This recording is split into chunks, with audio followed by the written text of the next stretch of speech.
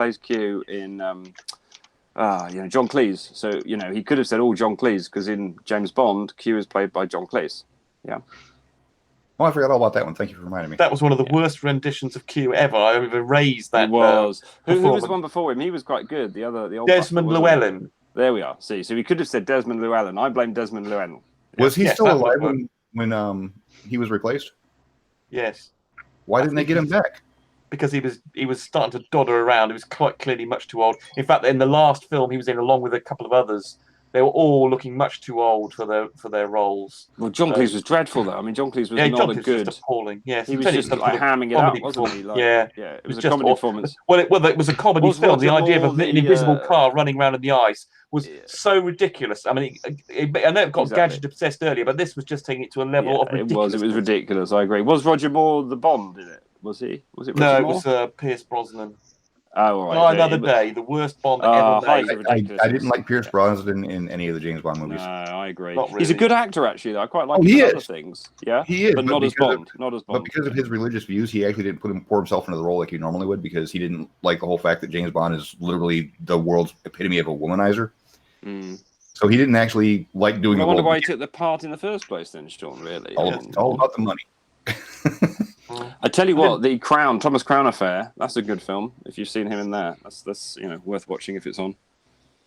I haven't seen that one. You've not seen Thomas Crown affair where they well, I won't spoil it for you, but there's a painting involved, and it's if you see it, the original one. The original one is good, but also the remake with Brosnan is very good. I liked it when John Cleese played. Sorry. I liked it when John Cleese played Mr. Hilter. The internal chat. Right, Terry. Yeah, Mr. Hilter. I hit them before you did, Terry. It's all good. Okay. Yeah. So are we across now? Or That's good. Yeah. Do we need to go on that link, Terry? I think that was the north. Just stay where you are. All right. Okay. Right, you can complete now, Rumpus. We've transferred apparently. Oh, right, yes. The Mr. Hilter was when John Cleese, I don't know whether it's a Monty Python reference, when was a by-election in North Devon somewhere, or Minehead, I think it was, in North Devon, and he played Mr. Hilter along with everybody else, playing various, the Gestapo and Goebbels and God knows what. I don't think it did have Goebbels, it was, oh God, what were the other characters in that particular sketch? There was, Chappie.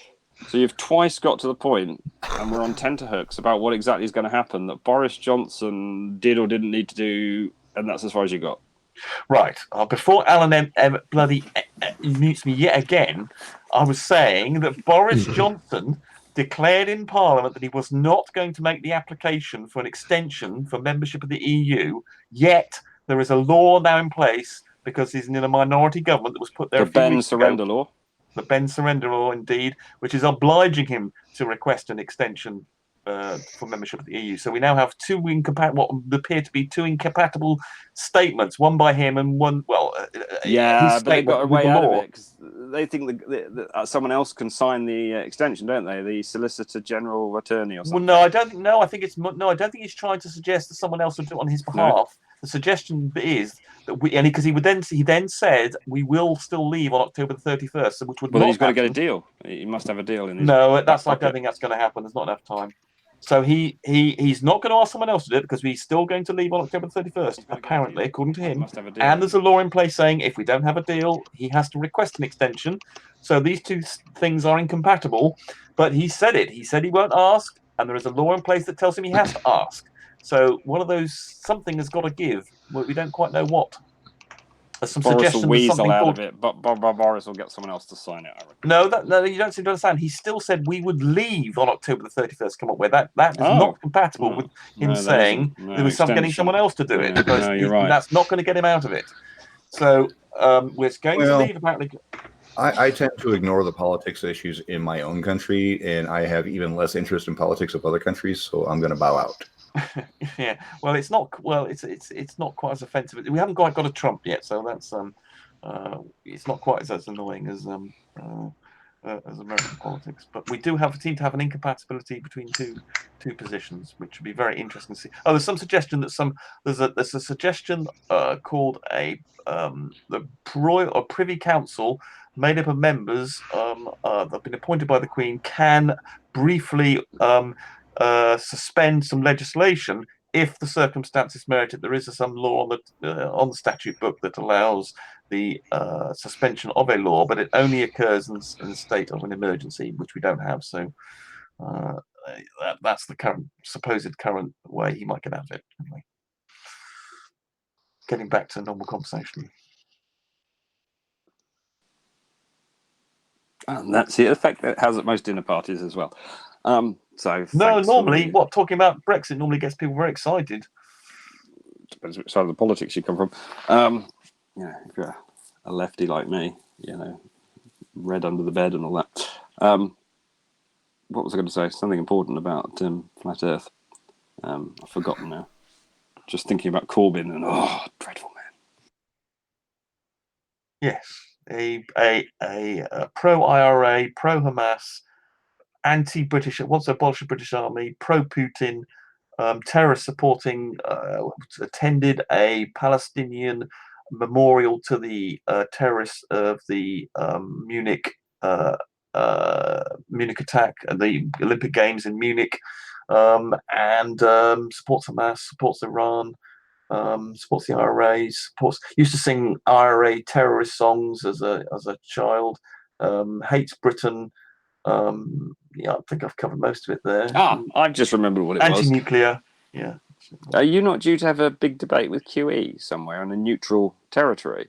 Because did he not call you out the other day? No, he did. Well, have I got that wrong? I don't know. No, he's going to revive a debate we had about 3 years ago, in which even the flatties were asking him to shut up and go away, which I thought was quite amusing. And he did so bad. I mean, just appallingly. He was absolutely appalling in it. And I keep on challenging him, and he's never debated ever since. I beat him up so badly, it would seem, that he's never recovered from it. He's never ever debated with anybody ever again, and he refuses to all challenges. I mean, George publicly challenged him in Ranty's channel to a debate, and someone else did, and I happened to post in the side chat in Nathan's thing. I went to there the other day, and I challenged. I was there too. I saw it because he said. That's right. Yeah, you were there. Do you remember they were going about crickets, and at the end, then he also brought me in, which is why I'm doing my laser refractometry thing. And I've actually contacted. Did you hear that earlier? I contacted someone from McDonald Observatory, and I've actually got them to send me all their pictures. I missed that. Yeah. So basically, what happened is he called me out at the end of the thing, didn't he? He said, Toady liar tells us, MIT bounced something off the moon in 1962. So what he effectively did there is, on Nathan's show, he's told us that the moon is a physical object because MIT bounced something off it in 1962, which indeed they did. He's not wrong about that. They did. But that doesn't disprove that in 1969 and then all the way up to 2015, we haven't also been bouncing it off the moon. Correct. And especially off the retroreflectors, right? Because you can see the signal from the noise, and I've got really good evidence of that. So what I did is I reached out to a physicist at James Barrett, I think it's called, at McDonald Observatory, where they do these tests using these high power lasers. And he's given me all the pictures. It's one super high-powered lasers, and it's not just. There is. They've got a very big telescope to collect all the light that comes back from it. Because when it actually hits the moon, it's 7 kilometers across. I didn't realize this because I was, interested in how they did it. Now, the killer is this, Rumpus. I'm going to go through the whole thing, prove that there actually are reflectors on the moon, when they were put there, where they were put, and I've got some results right from the experiments as well. So it's a nice little video piece that proves QE mistaken. Yeah. And thanks QE for affirming the moon's there. But at the end, I didn't realize it brings gravity in, because what they actually use it for now is to look at general relativity, and the SEP state. So it comes into it at the end. I didn't know that, right? No, I didn't realize. Yeah. So what they're doing, if you think about it, and I'd never realized this before, they where the observatory is and where they got the mirror, and then the moon. Now the moon is relatively stable, though they have apparently these lunar tides. There's lunar tides that affect the moon, and so the crust of the moon does flex up and down a bit, but that's only about, I think, 4 centimeters of drift. The bigger drift is on the Earth, because we get effects from the sun, believe it or not. So it's only 2 centimeters, but the sun actually affects the movement. Continental drift affects it, because what you actually want to do for these experiments to do with relativity is you want to take the center of the mass of the moon and the center of the mass of the Earth. So where you've actually placed your thing that's bouncing the signal up and then getting the signal back, usually that distance from the center of mass is really important. And so there's about when you say, I thought the Earth went up and down depending on the position of the moon by about a foot or so. Well, I thought there's 8 effects, and I'm not looking at it. It's not in front of me at the moment, right? But it's got all the quantities on it because he gave me the actual quantities of which the movements are. And as I say, the sun is very small. It's only about 2 centimeters. The solar radiation that hits the Earth, continental drift, they take into account. You're saying the solar radiation is changing the shape of the Earth? Correct. So it's amazing. So they've got these. So there's about 10 different things that changes basically the position of that laser and of the thing, the mirrors that catch the signal that coming doesn't back. necessarily change the shape of the Earth. That could change the position of the Earth. The solar radiation Well, no, it changes the position. Hang on, it changes the position between the center of mass and where you're getting your signal and your reflection from. So imagine where the observatory is, right, on top of a mountain, and that's why they put them on mountains, right, because they're pretty solid things. Yeah, generally they don't move a lot. Yeah. And so ideally, when you're doing your relativity experiment, you want to get it down to nanometers, right? So you've got the center of mass of one, center of mass of the other.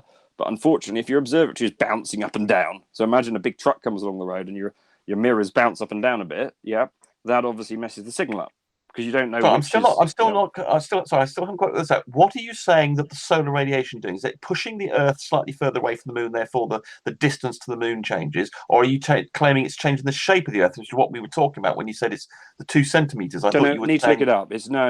It's only 2 centimeters of the solar radiation, and they list the effects. I'd need to read them up again. Yeah, I've got detailed descriptions of what each effect is. Yeah, I'll do it while I'm here. Don't worry. Carry on talking, Barney, and I'll look up what the effects are so I can tell Rumpus exactly. I was going to ask the same question. Maybe like the thing that seems kind of an obvious jump for me is to say solar gravitation, maybe, because the sun does cause tides on the Earth. Tides, no. I'll give you the list. Hang on. Wait. And tides do affect solid surfaces. Yes. Right. It does. The gravitational pull of the sun and the moon distorts the shape of the Earth. Yes, right, here we go. I've got my presentation up, so now I'm going past all the lovely pictures of lasers that this guy sent me. By the way, he's given me some really great stuff.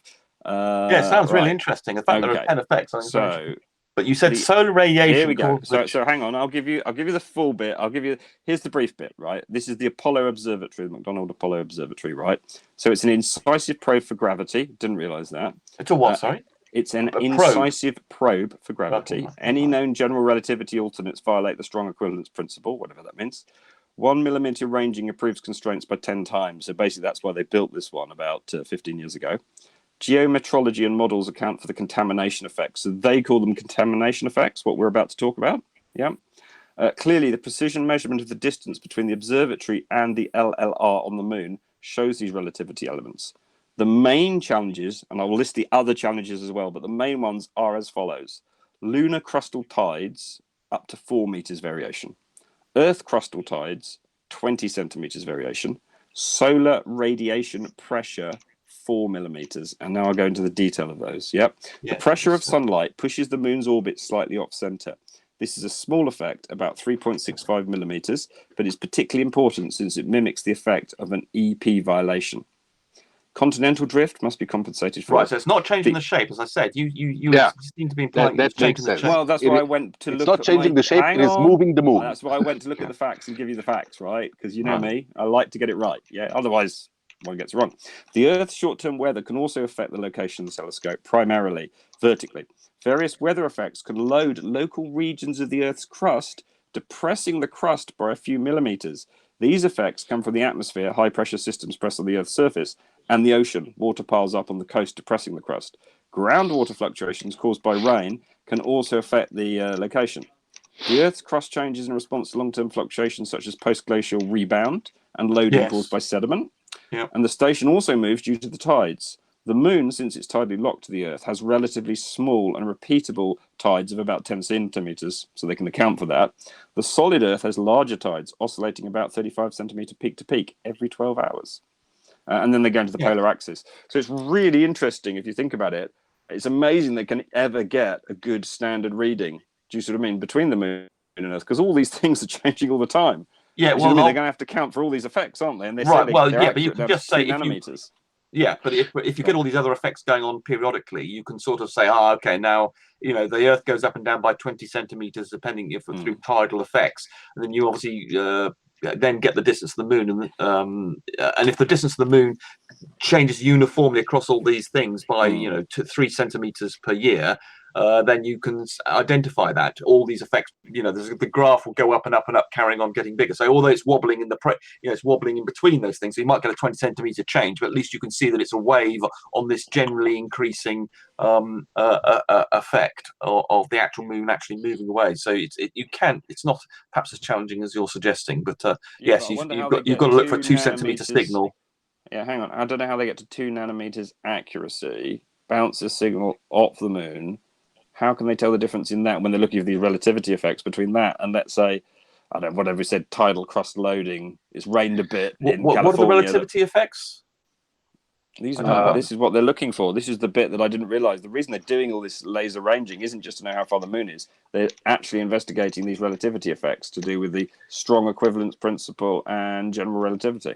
Which is a strong equivalence. You should look it up. It blew my mind. Basically, my whole presentation is about debunking. What's he called? So I got to go for tears. Debunking QE, and then right at the end, I suddenly found actually it's all about proving relativity and gravity. Tori, can you repeat the lunar crust tidal range? Yes, I was interested in that as well. Did you say it was 4 meters? Did you say? Yeah. Hang on, let me look them up again. I've got to open the thing again. Sorry. 20 centimeters lunar and 4 millimeters. No, sorry. 4 meters lunar crustal tides 4 meters. 4 Earth meters crustal and 20, tides 20 centimeters. Solar radiation pressure 4 millimeters, 3.65 actually. If you look at it, if you go to you can look. If you look up Laser Ranging Station Apollo, I think on Wiki, it's got a lot of information about it. So I've extracted stuff from Wiki and also from all the stuff he sent me, because he sent me pictures of the telescope. The laser firing up is green, actually. It's really exciting. And when it fires up, it's green. Yeah. As I say, it's going to be a great video. Honestly, I've done quite a bit of research on it now. So it's really interesting. Yeah, it is. I didn't realize gravity was going to be a gotcha there. I've just got to drop off because I've got to go and have tea. But I will be back. Bring a note. Who was asking about the the lunar tidal behavior? Was that John? Yeah. Yeah. So that's caused presumably just by interactions with the moon, the Earth, and the sun. The sun doing that. If it was just the those would be the Earth tide on the.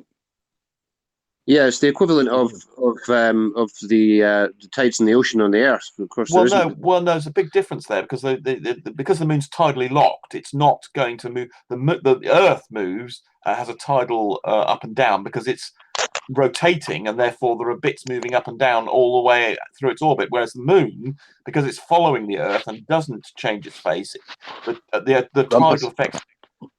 But it does have an elliptical orbit.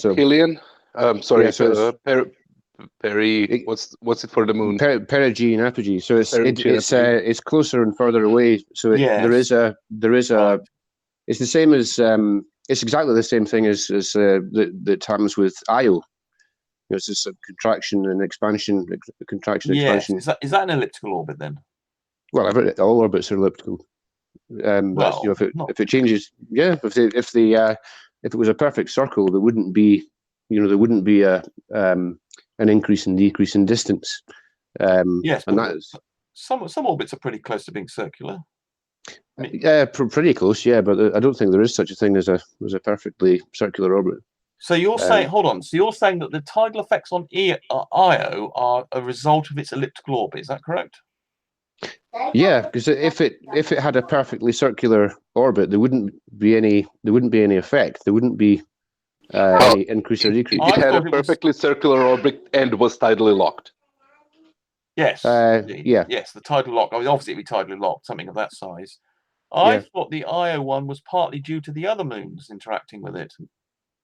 Well, and I would have thought the thing occurred with the moon. That I accept that the elliptical orbit of the moon will cause it to be closer and further away, and that will cause something.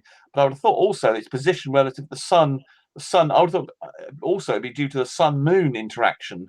But it's very different to the Earth one, which is what you seem to be saying earlier, because it is tidally locked to the Earth. It can only be an issue to do with its orbit and the distance to the Earth and the Sun, whereas with the Earth's tidal thing is a result of its rotating with respect to the Moon. Yeah. So it's quite different.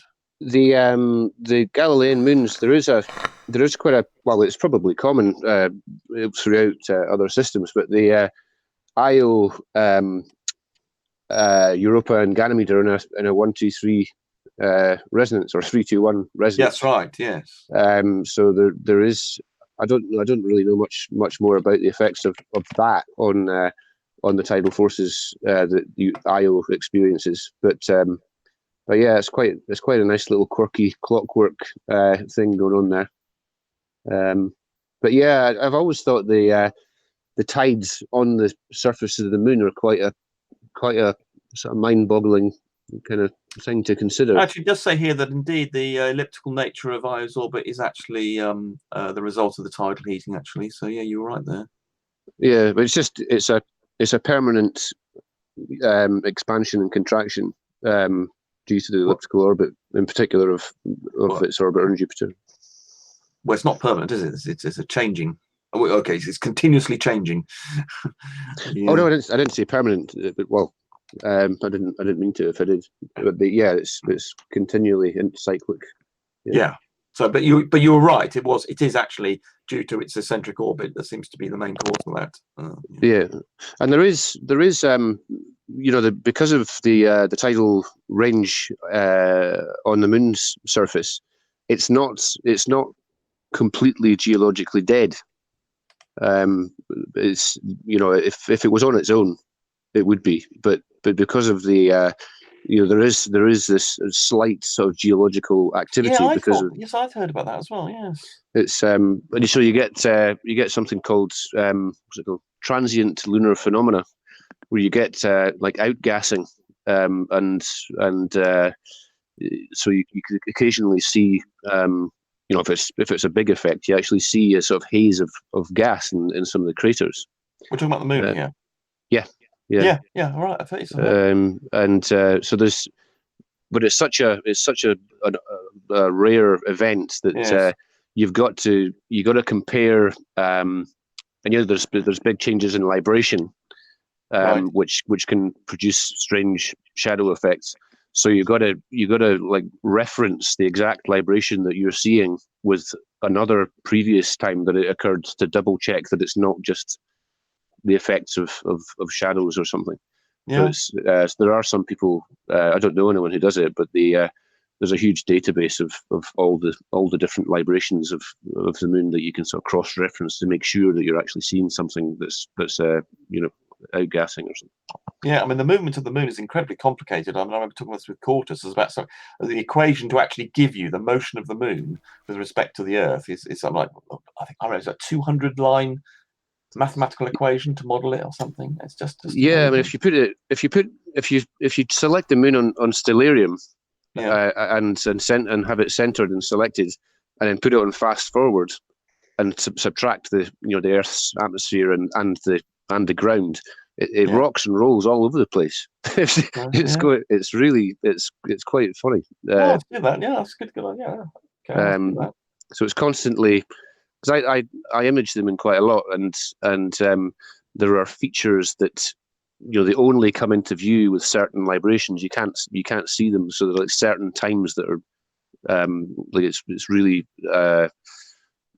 there's good times and bad times to see things that are like on the limb, and we see about 60% of the lunar surface because of libration. You've probably heard that. Yeah. Yeah. Thanks for that, John. That was very interesting. Yes, you got me going. I'm going to have to look at that in Stellarium now. That was yeah. Yes, I was aware that the moon was tidally active in some strange way, but as you say, it's probably due to the geologically active and the result of some of these tidal effects. But I think these tidal effects are not. Well, okay, I have to go and check on that. But you were saying that you think the tidal effects on the moon are largely due to the elliptical nature of the orbit, whereas I'm thinking it might be due to the fight between the moon and the Earth, and the sun might also be adding to it.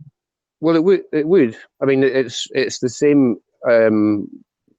I don't know for certain, but I would make an educated guess that you have the same effect as you do during the equinox tides. So I would imagine that if you have a combination of the elliptical orbit that coincides with with the moon, the Earth, and the sun being in a direct line like they are during the equinoxes. You would get a more pronounced.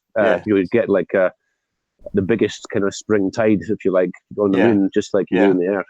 Right. Okay. You seem to. I got the impression earlier you were not in thinking the sun could be the cause of the tidal behaviour of the moon, but it sounds like you are sort of saying that now. Okay, great. Okay.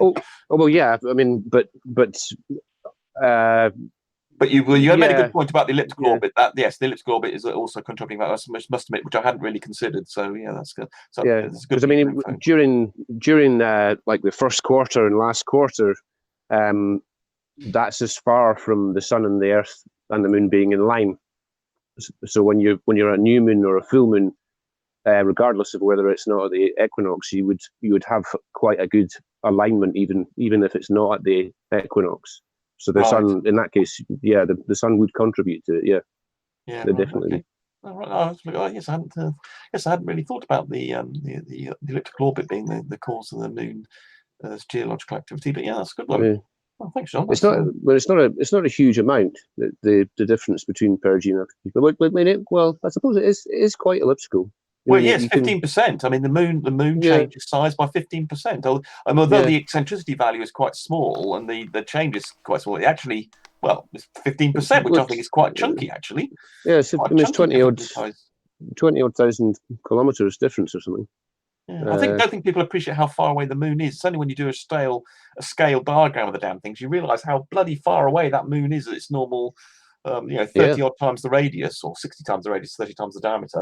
It's a bloody long way away. And then you realise what the Apollo missions had to do. It wasn't just like putting up the ISS, getting out there. It's quite a big difference getting to the moon that is sticking something up in orbit.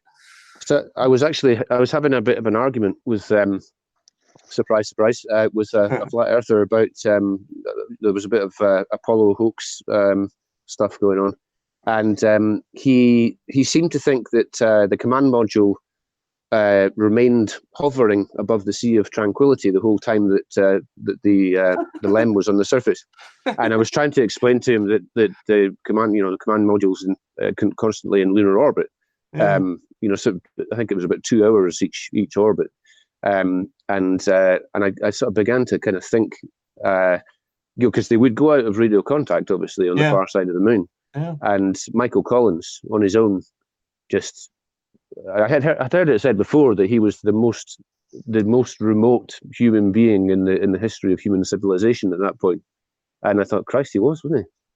I mean, Buzz and Neil Armstrong were together, at least on the lunar surface. Yes, on the other side, diameter of the moon closer. Yeah, but it must. I mean, I find like replays of the Apollo missions. I mean, I'm a bit of a geek, obviously, but I find stuff like the Apollo 11 descent. I mean, like edge of the seat stuff. I really do. Yeah, well, particularly when you hear what the computing thing did, the actual processor became overloaded, and they got some error message just as they're about to land. And then, fortunately, some guy was familiar with the error message and popped up and said, "No, you can ignore that." And they said, "Okay, right, we'll carry on going in." And then, they're counting down how many seconds of fuel they've got left. Yeah, 15 or 30 seconds they had left. Yes. Yeah. It really was edge of the seat stuff, as you say. Where he was, they within 15, 20 seconds of having to say, no, sod this, and had a computer problem about 1 minute beforehand that said, no, I've given up, computer's not working, what do I do now? They said, you have no idea whether the computer suddenly stopped working. It's come with this error message. And, if I'm using a bloody program, it does that, I stop using it. But if I'm actually heading towards the moon and it comes up with a message, I think I'll be saying abort now. Well, there is a bit of a misunderstanding about the alarm codes, because it wasn't quite as if the computer was going wrong so much, but it was doing what it was supposed to. Exactly.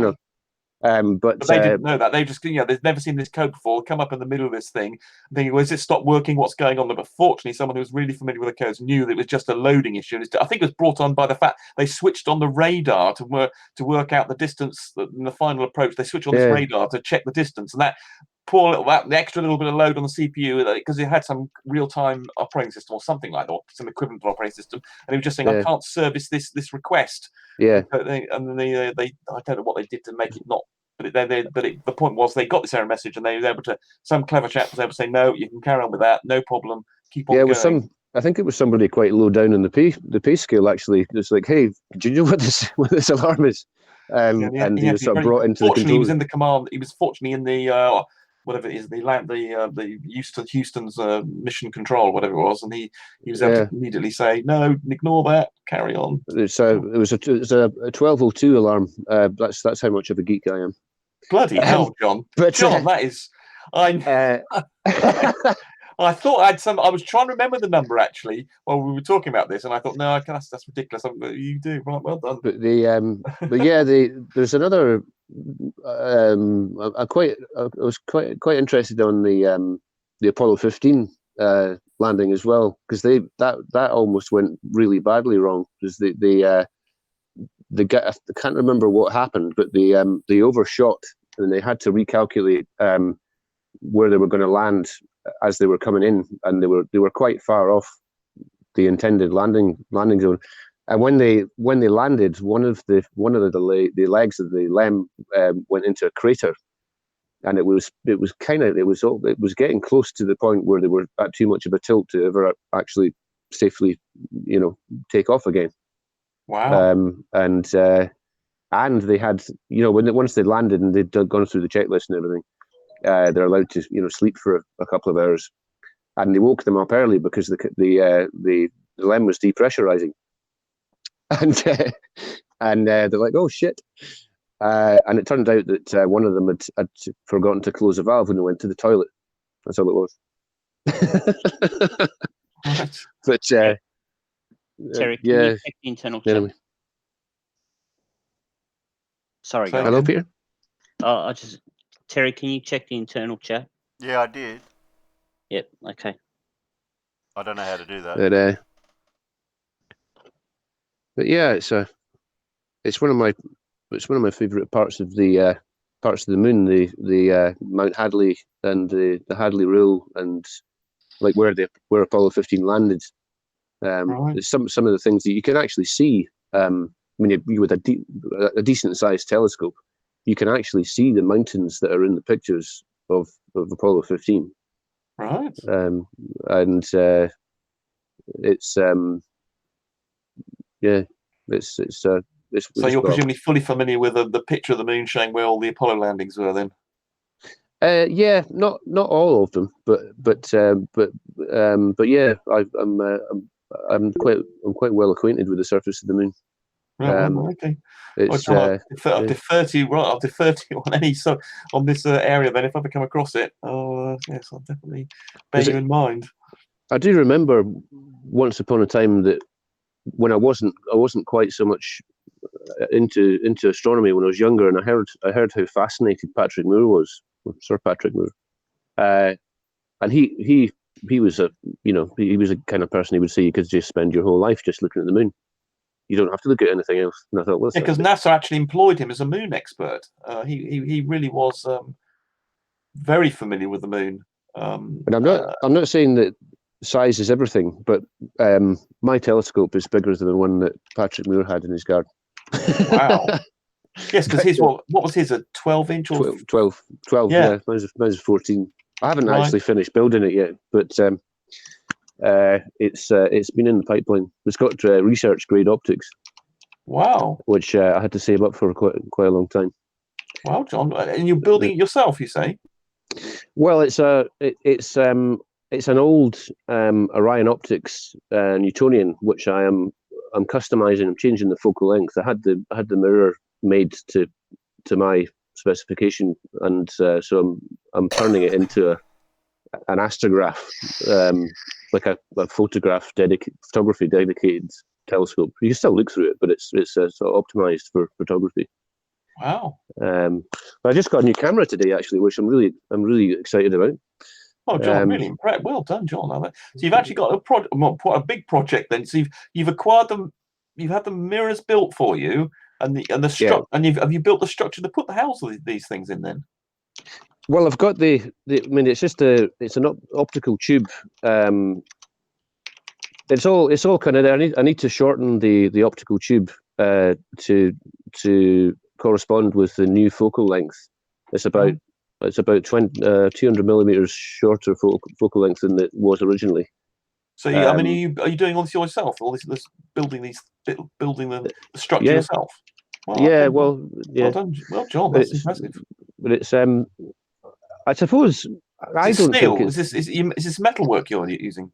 Well, it's aluminium. It's an aluminium tube.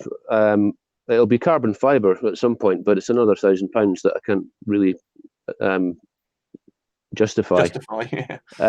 It'll have to come in the dead of night, and the missus will say, "What's that?" I've always had that. It's always been there. Yes, just bottom in the basement. But it's because I'm really interested in very high magnification stuff, and focus is a real issue with a metal tube because of the expansion and contraction of metal with temperature.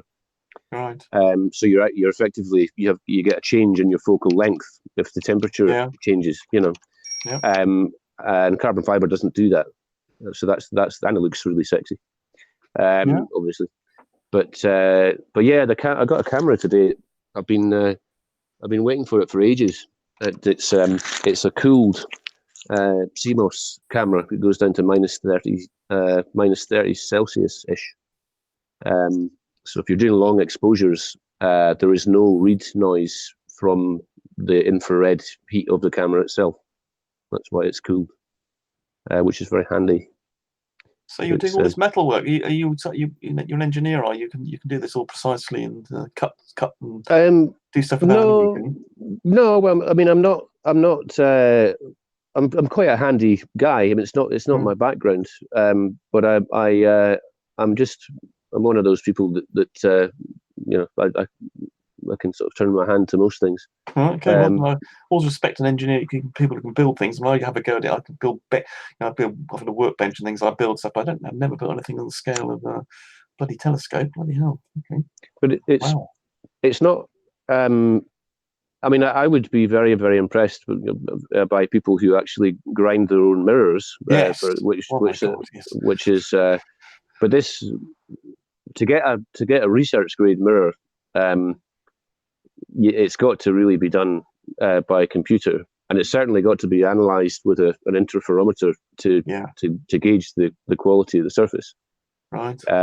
But it's but the mirrors. I can't remember. I think it cost $2,500.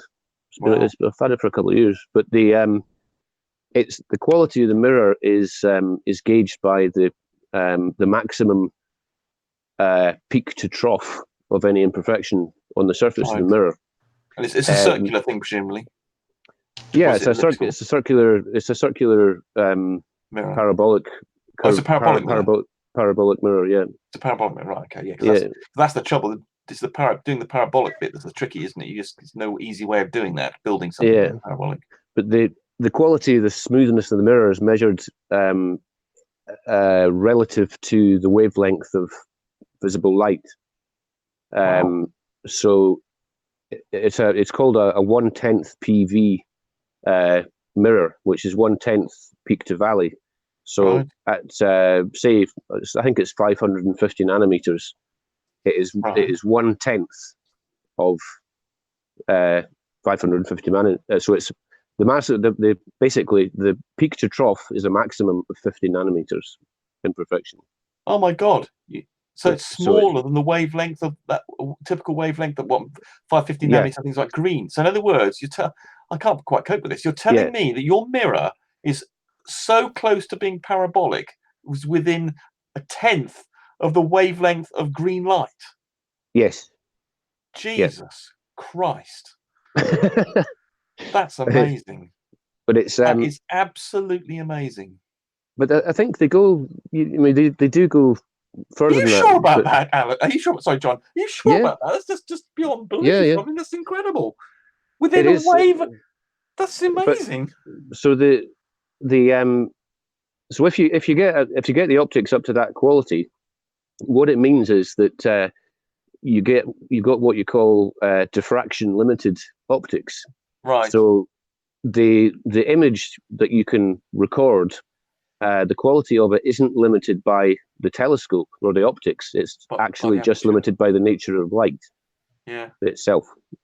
So the Rayleigh criteria kicks in. This, so you could teach some flat earthers about that. Yeah, the Rayleigh criterion, right? Okay. How does that compare to a normal lens, like one that you buy at Walmart as far as PV? I think you would get a sort of standard telescope, like a Celestron or something like that. They'd probably be somewhere between 1/4 or 1/6 PV, something like that, which is pretty good. But it's the difference. It's like the difference between the standard kit lens that you get with a DSLR camera and actually spending a lot of money on a decent one. Right. You know. Yeah, it's but there's loads of links in the chain, and I've got a 10-inch telescope that I use a lot. So I'm just trying not to be rushed and making sure that every single thing is done properly. So it should be a really high quality instrument when it's finished. Can I? Yeah, I wasn't familiar enough. I wasn't familiar enough with telescope technology to know that's the resolution they've got, even a dodgy one. But right, I wasn't aware. Yes, I really must get myself a telescope. That is just absolutely amazing. Just one thing I was going to say before I forget, the fuck up with Hubble when they put it in orbit and there was a problem with the optics. The mirror was too flat, wasn't it? Yeah, well, I in like astronomy observatory circles, the story goes that a bit of dust or something got something. No. It was the Hubble technology was derived from a spy satellite project called Keystone, so there's about 20 Hubble type satellites in orbit, but they're pointing at the Earth, not the other way around. Yeah. And at the last stage, the Hubble guys, the techs were sort of like, can we use your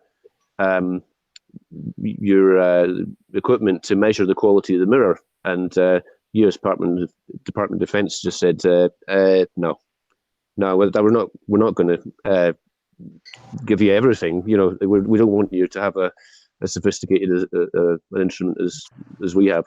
And that was a big part of the reason why there was such a problem with the mirror. But they corrected it. But because of that, Hubble is only not in space. yeah, and it was a very impressive mission. But because of that, Hubble is not a diffraction limited telescope. It is actually operating at a lower resolution than it could. Yeah. So it should have a resolution of 0.05 arc seconds, but it's actually got a resolution of 0.1 arc seconds. But it's still an amazing piece of kit. The second value you just gave was smaller than the first one. 0.05 arc seconds should be the resolution, but the actual resolution is 0.1. Oh, okay, so it's half the resolution it could be. Okay, right. And the resolution of my telescope in ultraviolet, surprisingly, is 0.22 arc seconds. If I really tune it to within an inch of its life. So that's you're telling me that your telescope has only half the resolution of the Hubble in ultraviolet. Yeah, but it's a big difference. It's not. I mean, if we say 0.1 versus 0.22, it doesn't sound like very much, but that's quite a big difference. And as well, Hubble's 2.4 meters wide. Yeah, you can't see dark images. Yeah, I mean, obviously you're limited by the amount of light. Yes. But nonetheless, you're telling me at the ultraviolet wavelength, yours has only half the twice. So in other words, yes, has half the resolution. In other words, twice the angle that it can resolve. Yeah, and in the middle of the visual spectrum, it's about 0.33. Right. But doesn't that make a big difference? Isn't that like the inverse square law, where it doesn't sound a lot, but it's proportionately a lot more, isn't it? Yeah, I mean, factor of 3. It means that in other words, he can see something. Hubble can see something that's a third the size of the thing that he can see, which I think is an amazing ratio. That's what he's. Yeah, that's what he's saying. I think. Isn't I mean, if you take the example of craters on the moon, yes, I could see down to a third of a mile a diameter crater, but Hubble could see down to 1/10 of a mile a diameter crater. So doesn't sound a big difference, does it? No, it doesn't. No, that's the point I'm making. That's why I'm going. Well, but I mean, doesn't sound a big difference. That's a bit. But the other, I mean, even a say you've got a 100 mil diameter telescope, which is it's quite a common size for a starter telescope, for like 4 inches diameter. That'll have an angular resolution of about 1 arcsecond. So Hubble is only 10 times the resolution of that telescope. So once it's the light gathering, I suppose, is the important thing. The point is it can see very dim things much further away than you can. It's not so much the size resolution; it's the light gathering ability that really gives it the edge. Well, and also it's in space, isn't it? I suppose it's not got the atmosphere in the way. Yeah. Well, there are various techniques to minimize atmospheric interference. It's correction art, which amazes me. But mirror wiggling.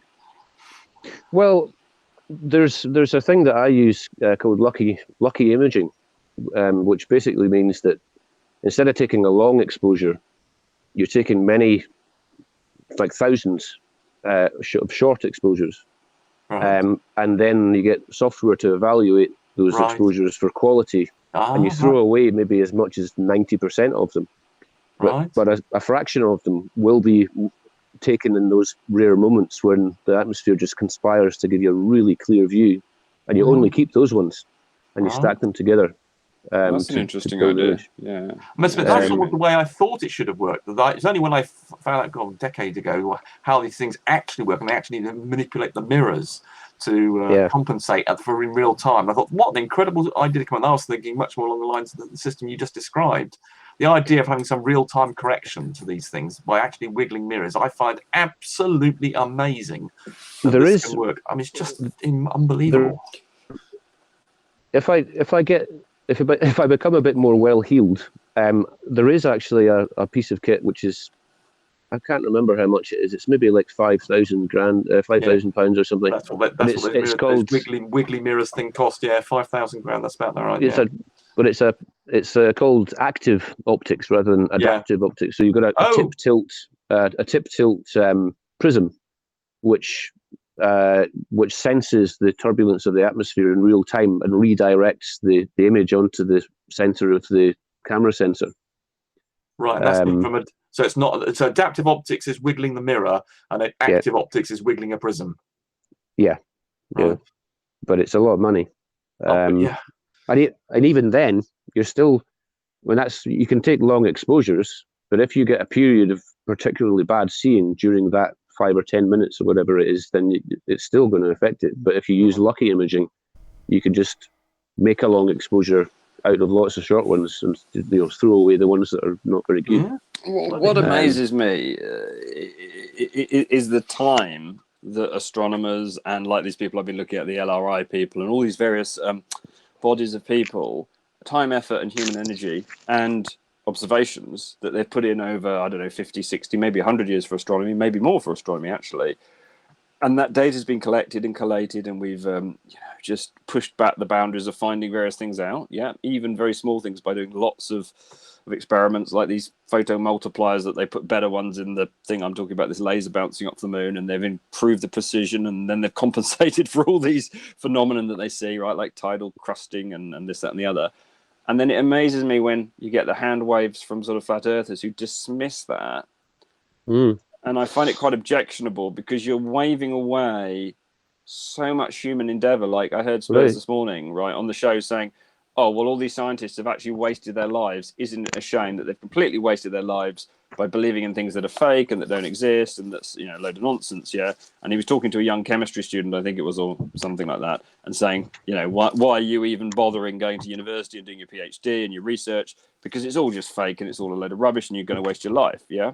And I find that quite objectionable because, none of those people have really assessed or even looked at that deep data. Fair enough, you could argue with it and say it isn't real and so forth, but you should first of all engage with it, look at it, because when you start to research any of these areas, and I wasn't really knew about these kind of astronomical observations, the amount of effort and precision that people put in, it isn't just made up stuff at all. These are real endeavors, done by real people.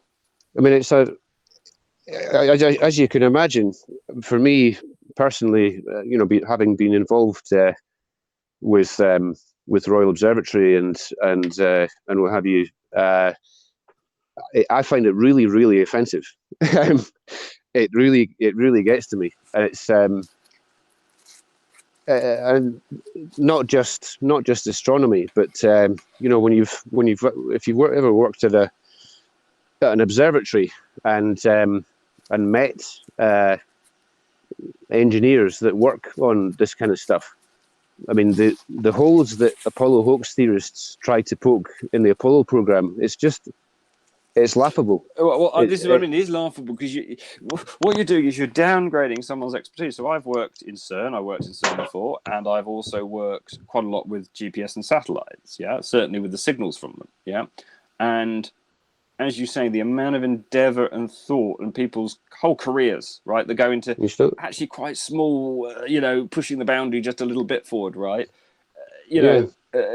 People are not doing that for fun, and these are very clever people who would very, very quickly realize that something wasn't right. Yeah. But the point I was sort of trying to make is that when people say, "Oh, we couldn't have gone to the moon because of this or because of that," there's such piffling, stupid little problems compared to the actual challenges that had to be overcome. It's just a joke.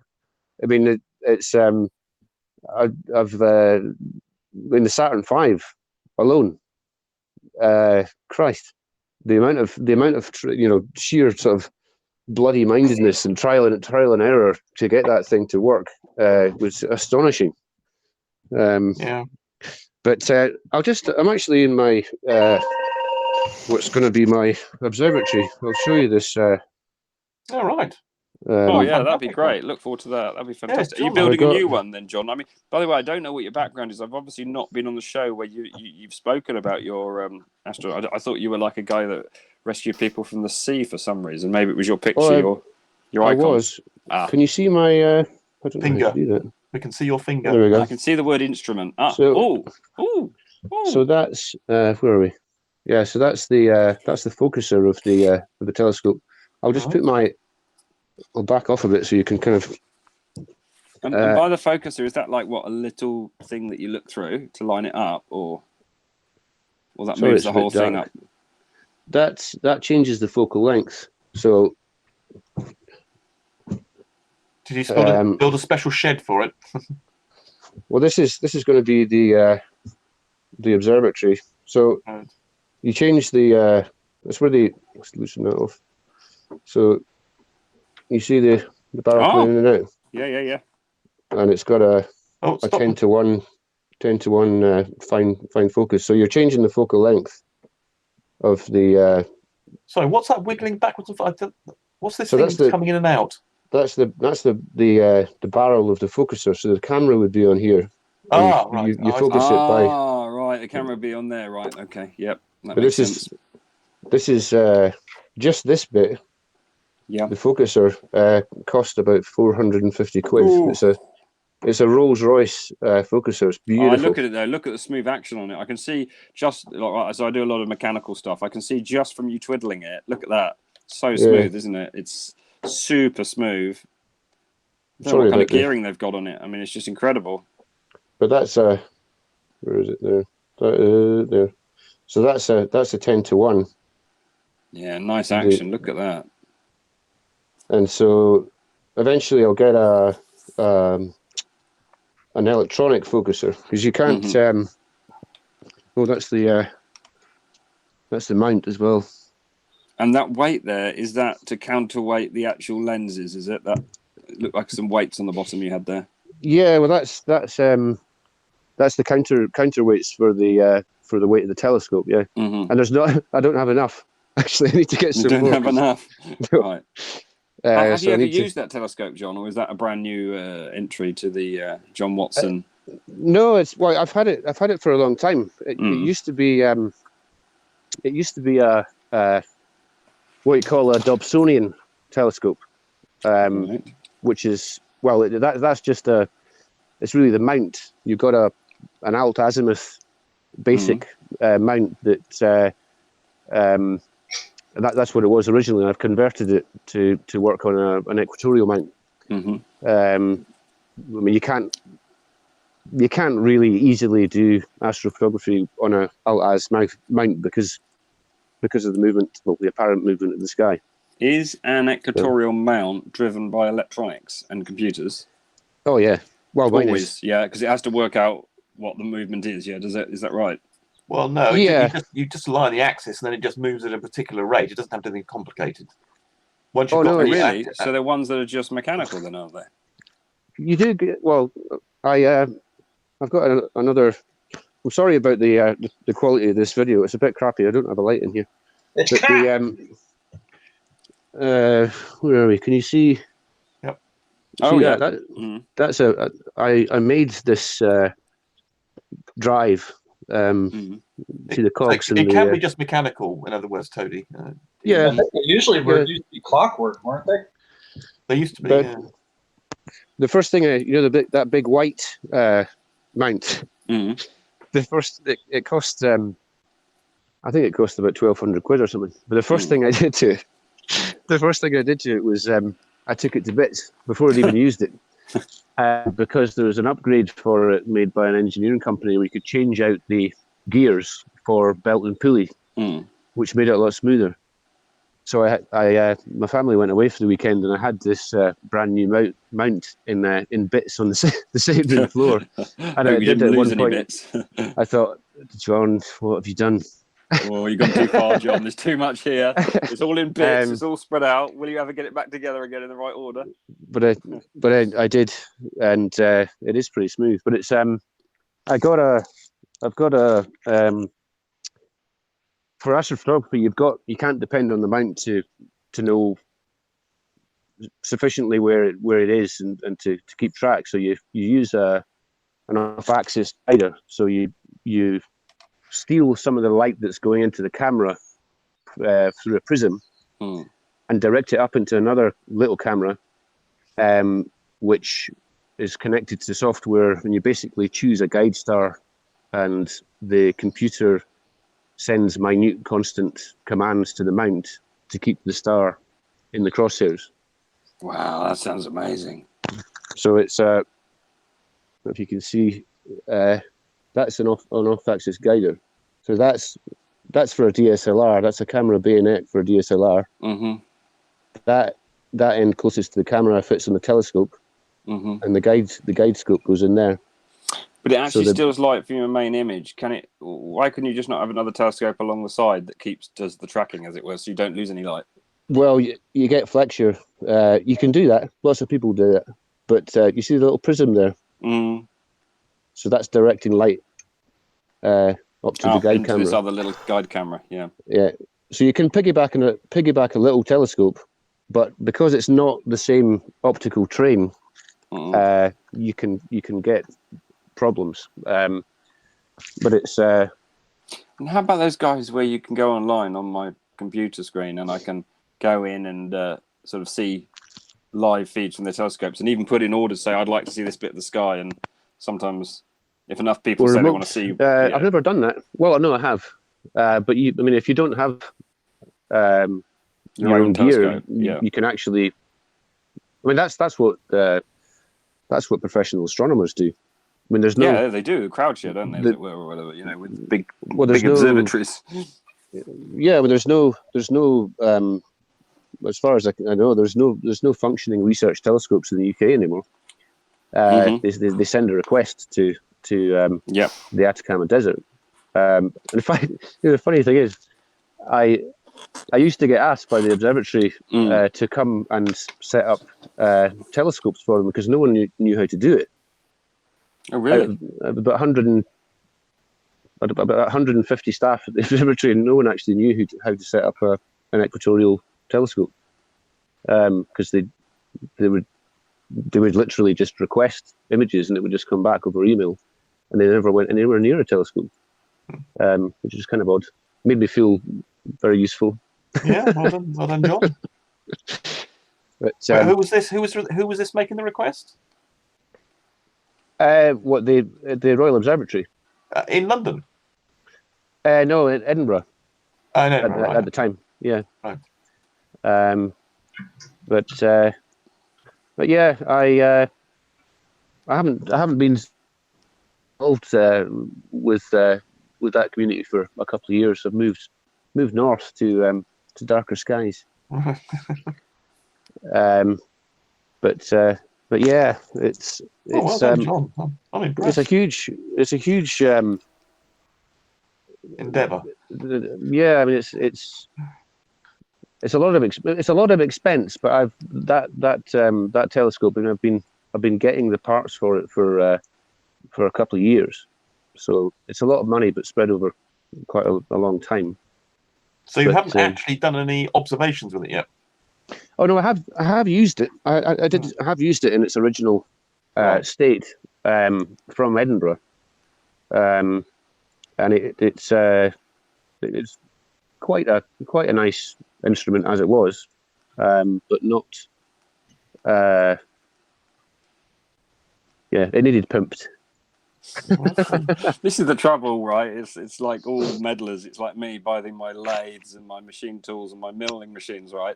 I spend more time upgrading them and doing little bits and pieces, right, to make them a better tool than actually doing any real engineering with them. It's kind of, it's always a hazard, isn't it, of men and gadgets, I think, yeah? A bit like cars and motorbikes or any of that kind of stuff, right, where, I remember I was a prolific treehouse builder when I was young, and then once it's finished, you're like, I suppose I better build another one. Yeah, exactly. What do you mean when it's finished? No such thing. Well, yeah. Well, I'd either think, oh, I need to build another one, or I'd start planning the extension, which happened quite a few times. One of my old tree houses is still there. Actually, I've come back to where I originally came from. And what you mean? You moved back home and just back home, or just in the same village? Oh, just the area. It's where I grew up, and there's one of my tree houses that you can actually see from the main road that I built 30 odd years ago. It's still there. It's got a felt roof and glass windows. Oh, really? Yeah. As a 10-year-old, you were being quite adventurous then. Did you get an adult? Well, there was a lorry, like a truck scrapyard next door, and so it's got lorry, like Arctic windows. Oh wow! And it's got a carpet actually as well. Say hello. So, but yeah, I'm going to try and get the this new camera up and running tonight. Oh, what camera have you bought? What have you got? It's called hang on. Has Alan got to butt in a minute before, because he wanted to announce something? It's Alan's not on. Is it Alan dropped off? Yeah. Oh. So it's called a ZWO 290. That's a camera? Yeah. It's like a mini computer or something. Camera? So it's got a 2/3 of it. Yeah. 2/3 of it is a cooling sink. Right. So the bit that I'm holding basically is the camera. Well, and why the rest would it get of it, that hot then, John? Explain to me what's going on there. That looks incredible. I've never seen anything like that. Doesn't even look like a camera to me. So what's going on? It's a Peltier cooler. So it's, I don't know if you can see the sensor there. All right. Okay. Oh yeah. Wow. I can. So it's a really small There's sensor. no optics train on it, right? That is literally just the sensor, is it? Yeah. So the reason why it's cooled, you can get them without cooling. Yeah. What happened? He dropped, sadly. He must have Pretty interesting, that camera. I've never seen a camera like it. Yeah, I like anything to do with optics and. I know, it's telescopes fantastic looking at it. Equatorial mounts and. Yeah, it's amazing stuff, isn't it? I haven't got a clue about how they really work properly, but I like to know what I can. Nor me, but they're always so fascinating that you can kind of get light, and do more with it. Just always seems amazing to me, like magic. But the reason for the cooling is that if you're doing a long exposure, you do get. I'm talking like 5, 10, maybe even 20-minute long exposures.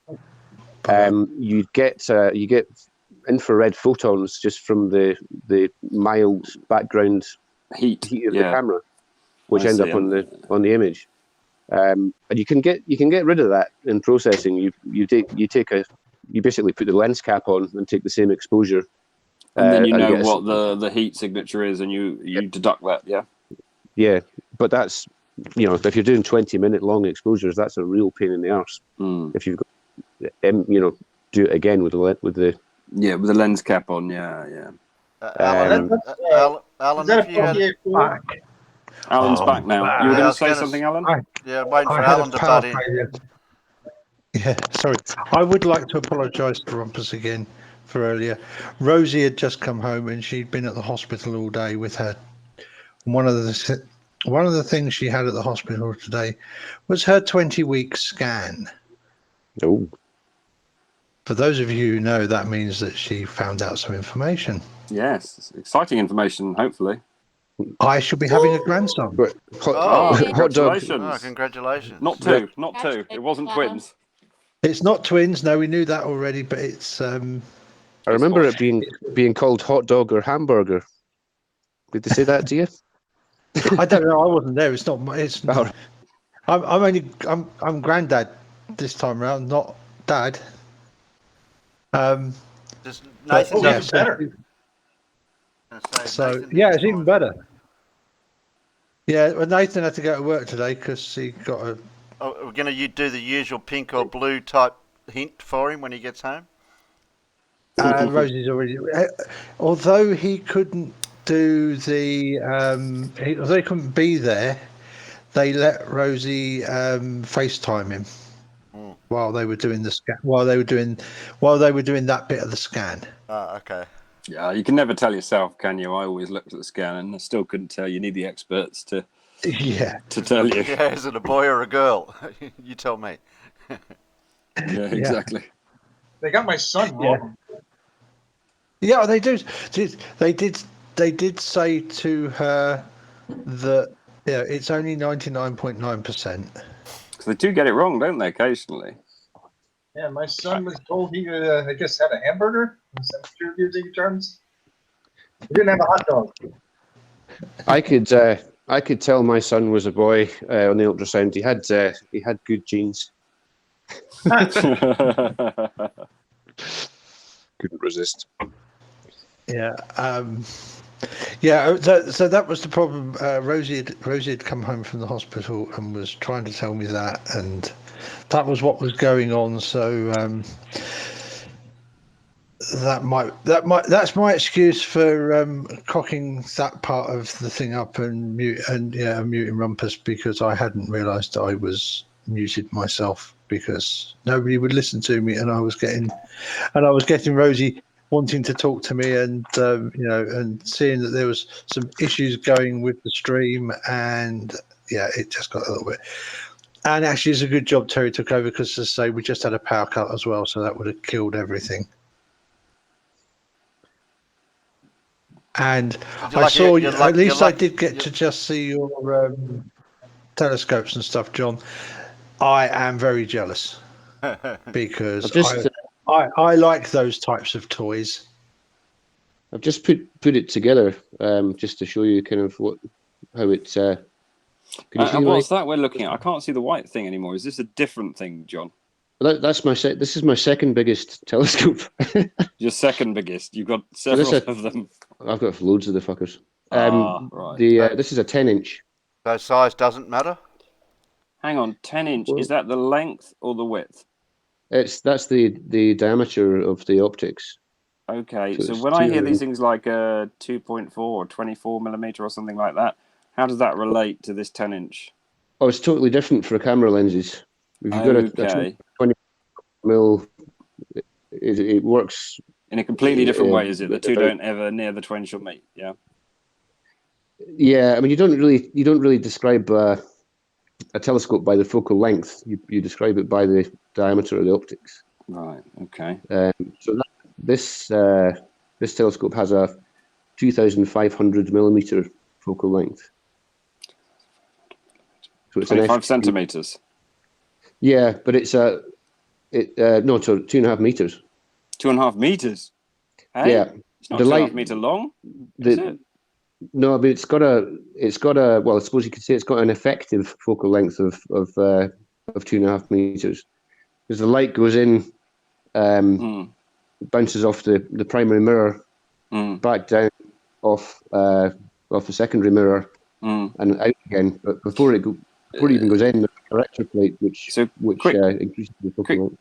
Quick question there that I've never really understood. How can you get a decent image when you've got a hole in the middle of the mirror that you're bouncing the image off of? I've never understood that either. You see what I mean? You've got this mirror, haven't you? It's a bent mirror, but the middle is missing, isn't it? Because that's how it works in these reflector telescopes, yeah? Yeah. Yeah, but it doesn't. In this kind, it doesn't make any difference. It does the size of the obstruction, which all reflectors have, makes a difference. It reduces the contrast depending on how big or small the secondary mirror is. But you don't end up with a sort of holy image or anything. How can that be though? How does it not? How do you not end up with a holy image, as it were? Well, you're so far the hole in the mirror and the secondary mirror are so far from the actual point of focus that it just doesn't make any difference. If you could draw the focus far enough, you would see a hole. It's the same reason why you zoom in with a camera and you put one of your fingers in front of it. You see. Yeah. Like you said, it depends on where the focus is. Because I could be shooting underneath a big thick like telegraph cable, and with it running right through the middle of the image. But it's so far from what I'm actually focused on that I can't see it at all. Wow. So, but yeah, so that's. I just thought I'd show the. So that's how the. Pretty cool, man. I better shill Alan's thing too while I'm here. I'll let the outside see it. I don't know if I can share it in here.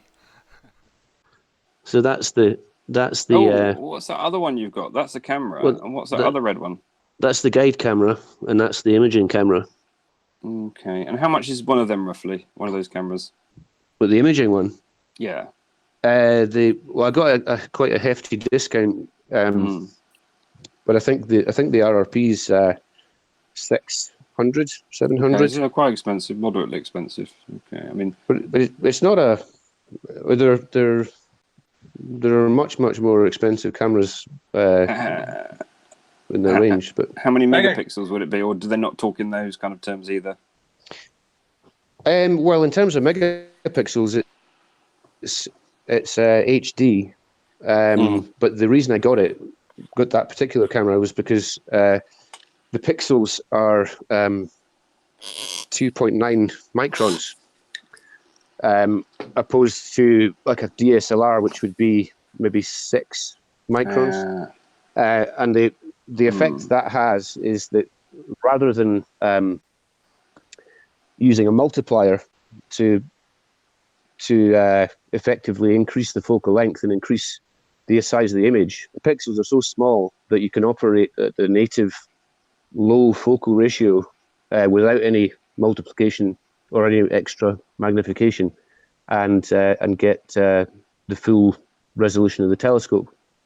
So every time you multiply the focal length, you're increasing the focal ratio. So if you've got a nice, with that, the big white telescope will have a native focal ratio of f4. Mm-hmm. So which means the diameter of the mirror is a quarter of the focal length. And the shorter or the smaller the focal ratio, the brighter the image is. So the shorter your exposures have to be. So if you multiply the focal length or extend the focal length, the image will get darker and darker. So I've got that camera. Basically, I got that camera because it's got small pixels. I don't have to go to a higher f ratio, and I can still shoot at a fast f ratio and get decent images. I've probably not explained that very well, but I need to look up what the f things are. I never understood f-stop, so I do need to probably go back and reread optics a bit to understand them properly, because it is something that I'm now starting to dip my toes into, so I probably should understand it's similar. I could probably get the big telescope down to f2.8, mm-hmm. which is the lowest, really, the smallest f ratio that you can really go to before you get aberrations that you can't really correct. It's basically, it's even the same with camera lenses. The smaller the f ratio, the more light you're getting in, and the brighter the image is. So you want to keep it as small as possible, particularly for photographing. For obviously photographing dark things, yeah. Yeah, I mean, like nebula and galaxies and what have you. And it doesn't matter at all if you're looking at Jupiter, say, because it's so bright. You could take it up to f30, maybe, and really zoom in. What's the best? All right, let's cut to the chase. Do you have any images of the work that you've done? That's what I was just about to ask. That's exactly what I was going to ask. What pictures have you taken? I've got a Flickr page, but they're not particularly. There's a sort of mix of like small telescope stuff and landscape stuff. I can probably post a link in the chat somehow or other. But yeah, I've done the last while. I've been doing a lot of like landscape Milky Way stuff, with a view to building a portfolio with. What does landscape mean? It means it's got a silhouette of some trees and stuff, and then you see the stars, or what's the landscape mean? Sorry. It's just what I call. I mean, you heard of Colin Pryor, photographer Colin Pryor? No, I can look him up though. But it's basically a photogenic landscape, but shot at night with hopefully the Milky Way in the sky in the background. Oh, right, so it is the kind of thing I'm imagining. Yeah. Okay. Yeah. But which is very difficult to do. I've seen some amazing ones in Africa, I think, where they're out in the bush or whatever. You see what I mean? And they've got the landscape, and some trees and stuff, and then they've got the sky, and it's so bright. Amazing. It's but the thing with doing it here is the weather windows are few and far between, and you got to just be ready to go. All right, his stuff is proper landscape. Colin Pryor, the pictures I'm looking at, there's no stars there. It's John. It looks like there's some amazing things he's done in Antarctica and places. But yeah, I mean, just in terms of the actual landscape part, the hope is to get sort of iconic views of the Highlands, similar to that kind of stuff, but shot at night. With the stars as well, because so that telescope you can't look at the landscape. Then it's not a landscape telescope. Oh no. It's a stellar one. Yeah, it's that stuff is done with a 14 or 24 mil camera lens, DSLR, but still with an equatorial mount. This is a question: do people actually buy a normal DSLR, SLR or whatever, and attach it, or do they always buy those cameras like that red thing that you've got? Well, I've got a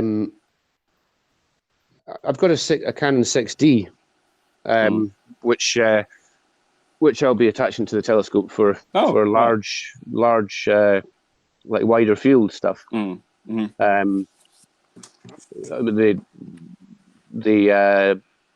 Those red cameras, both of them have got really quite a small field of view. That's just because of my interest in how small a thing can I actually see. One of the targets on my hit list actually is the Einstein Cross. Have you heard of that? No, what's that? It's a gravitationally lensed quasar. I think it was one of the first evidences of gravitational lensing, which unfortunately happened after Einstein died. But it's one quasar which is lensed into 4 points of light by a galaxy that's in between us and the quasar. And the quasar. They call it the Einstein Cross because it's the 4 points of a cross. And I know it's the same quasar because if you analyze the light of each point, it's got exactly the same spectrum. All right, so it isn't 4 things; it is exactly the same spectrum. Yeah. Yeah. But it's very small. It's like right on the edge of what's possible. So yeah, it might take several attempts. Is there any excitement up in astronomy? Is there still things to discover? I don't know, comets or other stellar objects that maybe is there anything yet to? Is there still stuff to find? I guess. Planet 9 is this year has been. Nibiru? Is that what you mean? Well, for a couple of years, there's been strong suspicions. More than suspicions that there is another planet beyond Neptune. I thought that was called Pluto when I was at school. Beyond Pluto. Is Pluto still a planet, or has it been downgraded again? I can't remember. It's been promoted sideways to the king of the dwarf planets.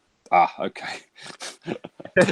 So how many planets are there? 8 or 9 in the solar system? 8. 8 major planets. So, but way beyond the orbit of Pluto, there is thought to be another planet because of the perturbations of the orbits of other objects in the Kuiper belt, which is the way they found Neptune in the first place, because of the orbit of Uranus. But they've been steadily building. Really? Can you not see Neptune? You can't see Neptune then. That's not one you can see. You can see it. I'm sure my stellarium says Neptune's on there. Yeah, it's such a small point of light, and it's got such a slow orbit that you can't tell it's not a star. I see. Okay, so once they knew where to look. Then, no. What I meant was, I thought the word planet came from wandering stars. So the way they knew they were planets is basically they moved a lot more than stars. The ancients, when they were just looking up at the sky. Yeah, but the further out from the sun, the slower the orbit, or the longer it takes. So if you do it's the way they found Pluto and presumably Neptune, is you do a blink comparison. So you take a shot of the area you think it might be, and then a week later or 2 weeks later you take another image and you do a comparison, like switch between the 2 images. John, can I ask a quick rhetorical question? Yeah. If lenses, rhetorical questions.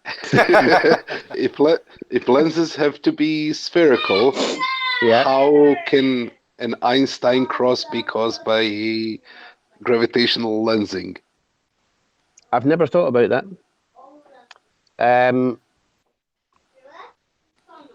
To be honest, I don't know. I don't know. Because you get the type of lensing that you see is like a sort of a. Yeah, if the lensing is uniform and it's spherical, you get an Einstein ring, partial or complete, right? Yeah. So I don't think I've ever actually read about what they think's happening with the Einstein cross. It may be one of these things that I've read and has leaked out of my ear during my sleep, but I don't think I've actually read into it. I'll have to do it now. Yeah. So I'm just throwing it in there as an argument for irregular lens. Yeah, because I think it's a galaxy. Well, it must be a galaxy that's in between us and the quasar. Yeah, I'll have to look into that. Because all I've done really is sort of crunch the numbers to see whether or not it's possible to actually image it.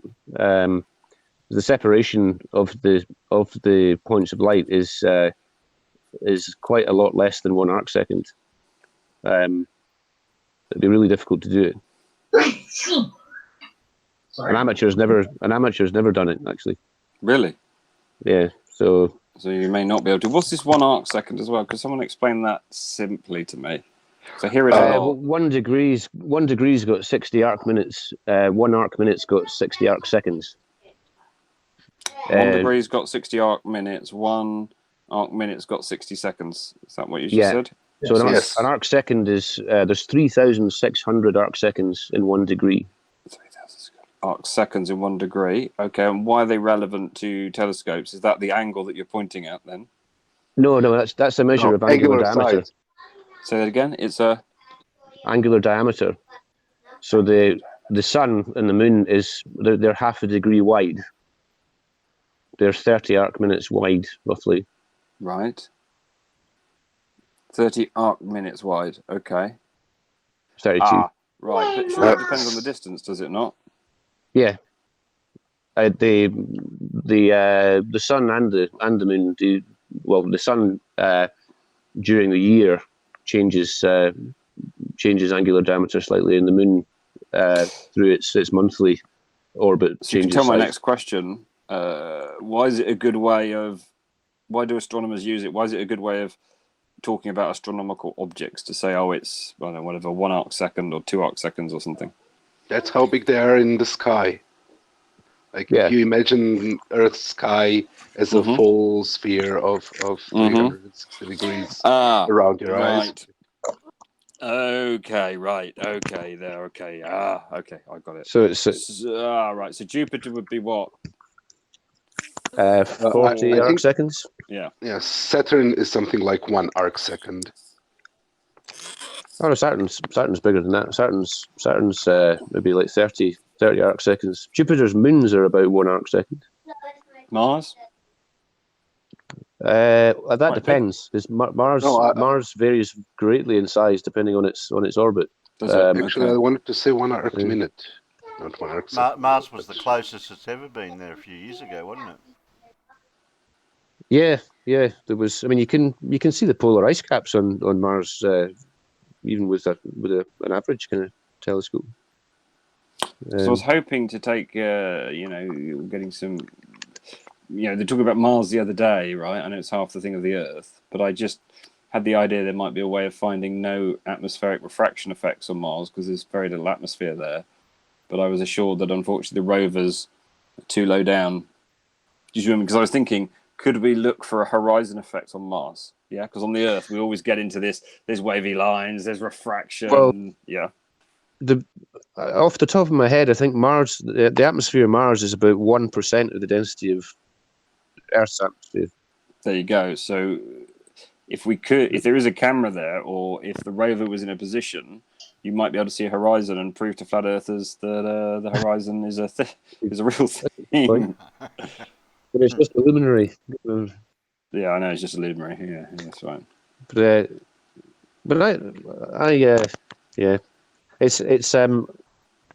it's difficult for me to. We were talking about it before to engage with flat earthers about astronomy because it's the sort of depth of knowledge I have of it.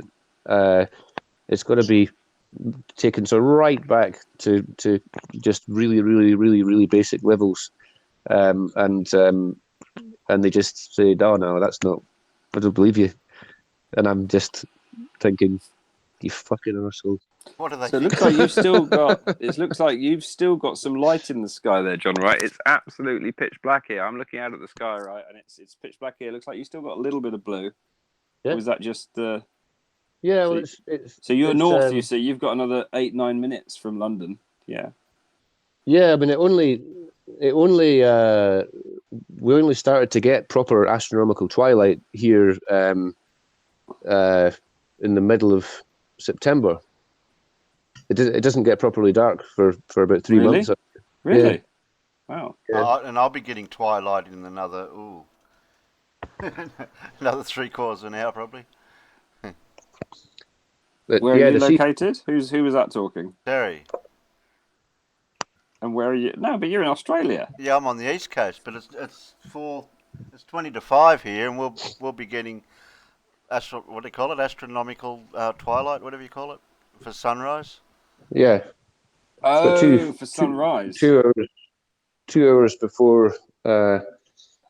2 hours after sunset and 2 hours before dawn. That's when so the you'll be getting it before dawn, right? Okay. I was just thinking, how can it be? How can the sun be going down here? Oh, you had me worried for a sec. I'm trying to wrap my head around it. How's it been like sunset there, and then now it's going to be dawn here in a little while?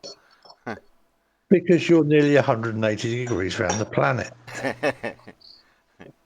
Yeah, but he had me worried the way he said it. Astronomical twilight, he said, didn't he? So I was panicking there. I think we've got a flat Earth in our midst. Yeah. No, I could never be a flat Earther. I don't know enough.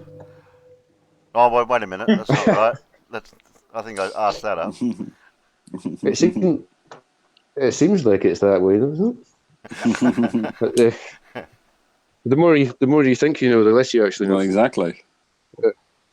But yeah, it's But yeah, I've been examining the stellarium for likely targets the last while. So hopefully I'll get this. I've never used the guide camera. Well, I've never used a guide camera as a guide camera before, and it can be a bit tricky to set up with the computer and physically to set up. So I shall try to remain calm. You've got to be pretty stoic if you're trying to take pictures of the sky in Scotland anyway. So, well, the weather, yeah. Are you able to take pictures of that nebula that they show pictures of, or do you need a bigger telescope for those type of things? Is that nebula that's out there? I don't know about what's out in space, but I know that there's a nebula of some sort they always take photos of that you see. The Horsehead. Yeah, the horse. Yeah, that might be it. The Horsehead one. Yeah. The Horsehead's very big. Okay. Yeah. Well, it's if I put the DSLR on the back of that. Can you see it? Where's it gone? Wherever it's gone. The back of either of the telescopes, the Horsehead would be and the Flame Nebula would fill the frame. Wow! It's just how far away are they in comparison to other astronomical places? Well, they're a few hundred light years away. They're near the if upside down from my point of view in Australia, there would be. It's next to the furthest right hand star of Orion's belt in Australia, and in the UK, the Horsehead is underneath the left hand star of Orion's belt. Of Orion's belt. Okay, let me find that Horsehead one. I'm looking for the one that I see all the time. That wouldn't work. Nebula, but I can't find it at the moment. It's near the moon normally in the evening. I don't think that'd work on a flat Earth. Trying to work that out. No. If I got it right, nebulae are actually, most of them are quite large across the sky. They're just too faint to be seen. It's not a matter of magnification. It's a matter of illumination, literally. Something like Andromeda is something like 2 or 3 times size of the moon. 6 times the size of the moon. Yeah. But you can see the core of Andromeda. But one nebula that you can see with the naked eye is the Orion Nebula. which is like in the northern hemisphere below Orion's belt. You've got Orion's sword, which looks like 3 stars. And in Australia, it would that be thing hanging above off his Orion's belt belt. that we colloquially call Orion's penis. Some childish people may do, Barney. Maybe. Barney. But us more cultured people. the middle star of the 3 is actually the Orion Nebula. It's not a star. It's a very dense hydrogen nebula that's a stellar nursery, basically. Cool. The Moon, Mars, Venus, and Mercury seem very close at the moment, all over in one cluster. I'm just looking through my little sky map. I'm trying to find Orion, but I can't find him at the moment. That's below the horizon. Where should I be looking? Oh, below the horizon. No, I can look down as well. In the east. East. Hang on. Right, let's try and look east. Yeah. Hang on. I'm looking east. Andromeda. Oh, I found Andromeda. Andromeda should be quite high up. It is quite high up. You're right, John. Andromeda's pretty high up. Aldebaran. Aldebaran. Go to the left of Aldebaran, you should find Orion. If I knew what I was looking at, I could go outside and look, but I wouldn't have a clue. All I see is stars. Oh, is Orion not going to come up this time of the year in the UK then? Will I get to see him at all then?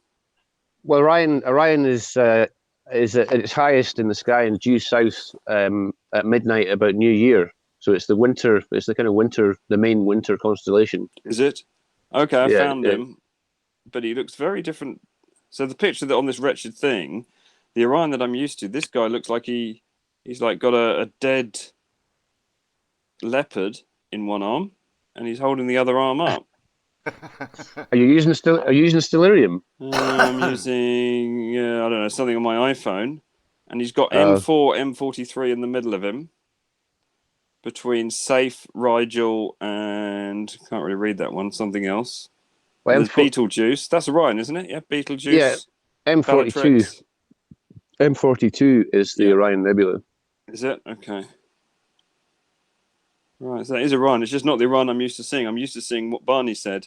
You know, his 2 shoulder blades, his 2 legs, and then his belt, as I like to call it. I always switch off the zodiac imagery, personally. Yeah, I've never played with this thing before. I'm just having a look now. It is below the horizon at the moment, but it should come up later on tonight, I think.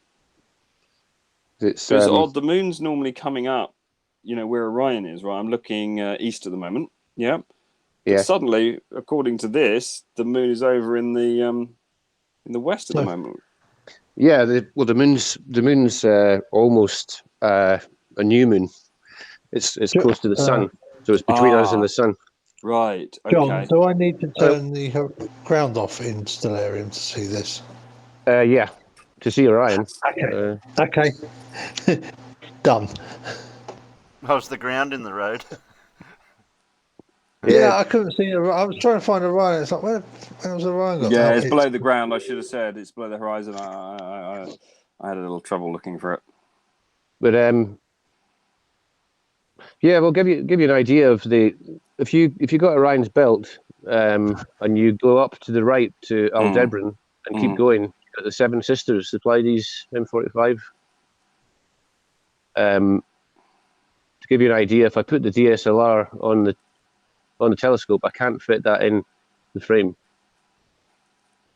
You can't fit it in the frame. No, I would have to take maybe 3.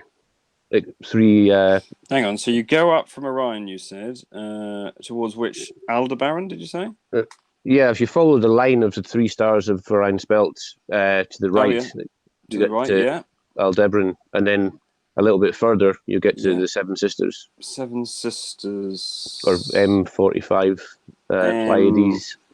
I can't see M45. M31. Have I gone too far up? M76. That's Andromeda. Okay, I've gone too high, have I? This sounds like motorway. It does. Which way am I going? Am I going the wrong way then, John? Which way am I? If you go back to Orion's belt. Yep, got his belt. and follow the line of Orion's belt, kind of upwards, roughly, not downwards, upwards. Yeah, up to the right, you get Aldebaran, and then a little bit further, about half the distance from Orion's belt to Aldebaran, you'll find the Pleiades. M45, the Pleiades. Yeah. I got that. Alcyon, something. Alcyon. There you go. Yeah. But that's to give you an idea of the field of view. If you put a DSLR on the telescope, it wouldn't fit in the field of view. You'd have to make a mosaic. Really? That tiny thing wouldn't fit in. The M45 wouldn't fit in. Well, I can try and I should really be on my PC. Show you this, but I should maybe get a link actually, a new link. Where are we? Now that's amazing because it's below the horizon where I am at the moment as well. Only just, so I suppose later on it will pop up. It'll be behind trees. That's the trouble where I am. There's a lot of trees around, so I don't get to see stellar objects until they're right up. So I was hoping the moon will be full soon, and I'll be able to use my my P900 on it. Oh, flat Earth camera of choice. I don't exactly. I don't know if you can see the red box around. That's the field of view of the camera. Wow. So you couldn't even get it all in. Wow. And if you go to M42,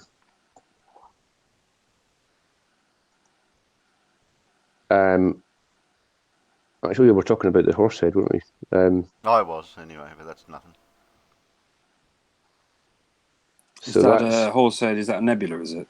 Yeah. Yeah. So this is. What does nebula actually mean? A lot of stars together, or what was a nebula? When gas and particles, whatever. Gas. All right. There's no stars there. It's just clouds of stuff. Well, Why do you care about luminaries, man? They're just lights in the sky. So that. You see the where are we? You see the red box again? I don't know. I can barely see it. Hardly see it. I'm imagining there might be red there. Well, that's the Horsehead. Where are we? Oh, yeah. Aren't the Pillars of Creation in Orion Nebula? Is that where they are? No, they're in I think it's the Eagle Nebula. All right. Which is quite low. I've never managed to photograph it. It's usually when you photograph it, John, do you then put all this color image treatment on it, or you see these amazing ones? That one that Simon Mandan's got on his wall, right? Which is, I think, the one that Pip was just talking about, the Pillars of Creation. Yeah, all those amazing colors and stuff. What does it look like when you take a photo of it? Well, that's the Hubble palette, I believe. Right. Hubble. Okay. So it's really it doesn't look like that. It's red. What does it actually look like? Well, they tend. I can't remember. I'm not a big fan of it because I think it's better just to be faithful to what it actually looks like. I agree. Yeah. But they substitute certain colors for like sulfur and oxygen and hydrogen just to make it really contrasty. But basically, I mean, if you were to describe the universe in one word, it would be hydrogen, because that's the main constituent of the universe, and it's red. So most things are quite red. Okay. Oxygen's blue. So where would I find a natural picture of sort of something like what you see through your telescope, so I could actually see, what you're taking photos of roughly, what an amateur could. Because I'm looking at these Orion Nebula, right, and they're all, like you say, they're all probably treated by NASA with a palette, and they all look pretty amazing, psychedelic things, yeah. Well, the images on Stellarium, they're pretty accurate. They're pretty good. My first photo of the Orion Nebula. That sounds good. That sounds like someone has actually done it on Reddit. Yeah, looks like a sort of green splodge. Still, it's pretty impressive. I mean, it's. How would I get a link for the to present on the laptop? Can't remember how to do it. You would need to open a Chrome window and then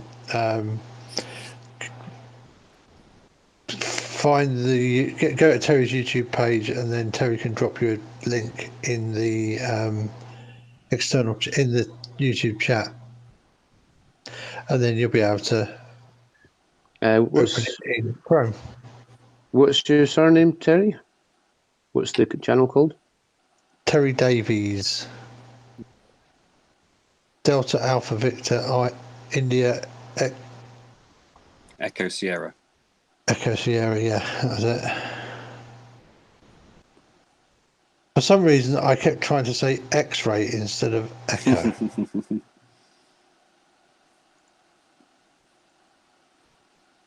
Terry has a new subscriber. I'll chuck the meeting link there because you're already in the meeting. You can get another link, can you? Because I thought you couldn't join. Yeah. No, you can rejoin. You just can't join. But you can rejoin from a different PC. You can rejoin from a different PC, yeah. Oh, as long as you got the link. Oh, really? So I could share all my amazing photos of that I've just got from this guy from the thingamajig. Oh, I should try and join them.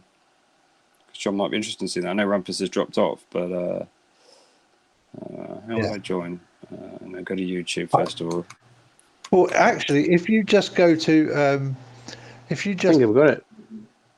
That's it. Yeah, I stuck the meet link in there, and then of course you can then share your. I don't know if you're using Stellarium or something else, but you can then share that window to meets, and we'll all see it. So how do I join again? How did you say I join, Alan? Like I'm on my Mac now. I go to the. Right. If you go to Terry's YouTube channel, so you pick up the live stream. Yeah.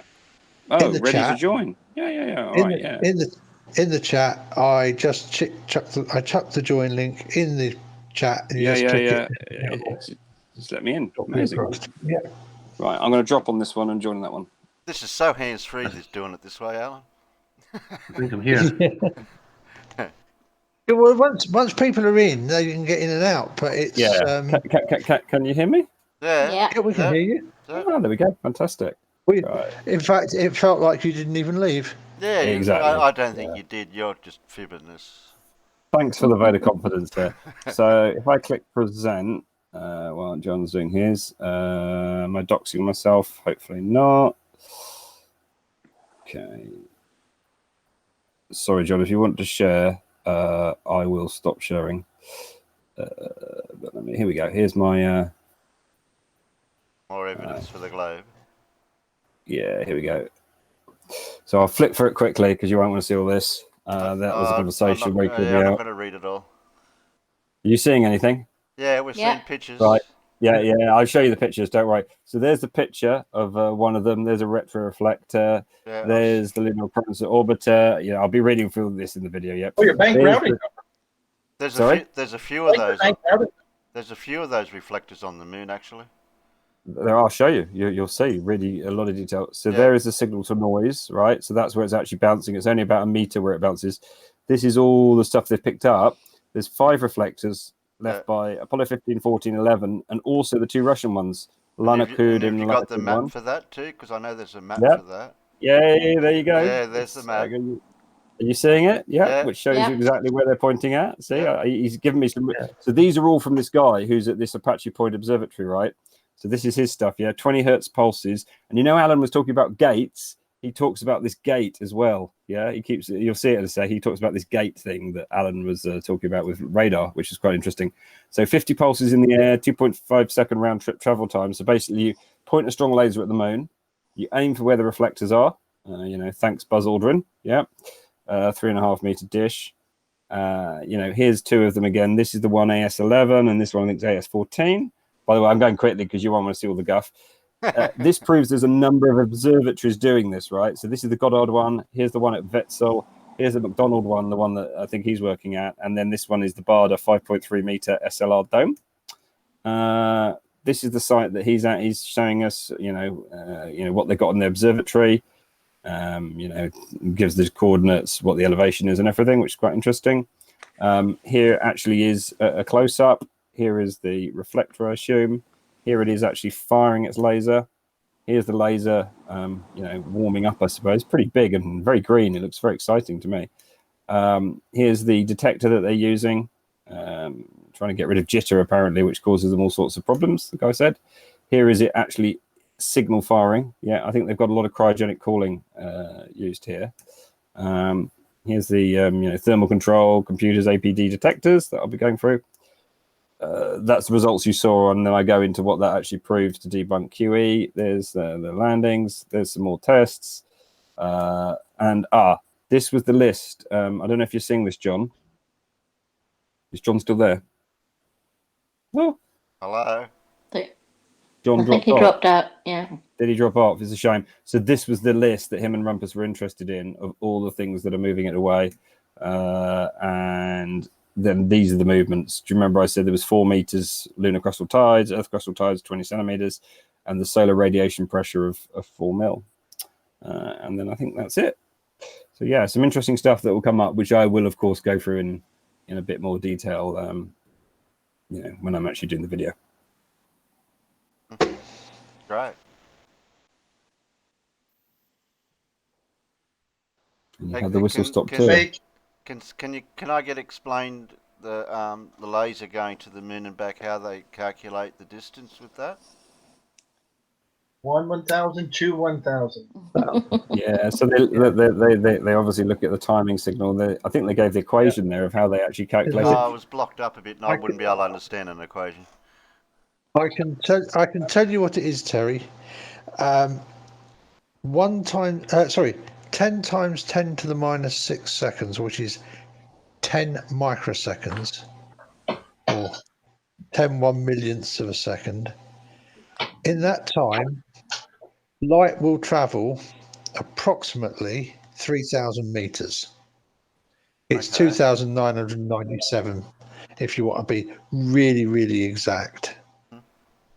But of course, because we have to send the signal out, wait for it to get reflected and for it to come back,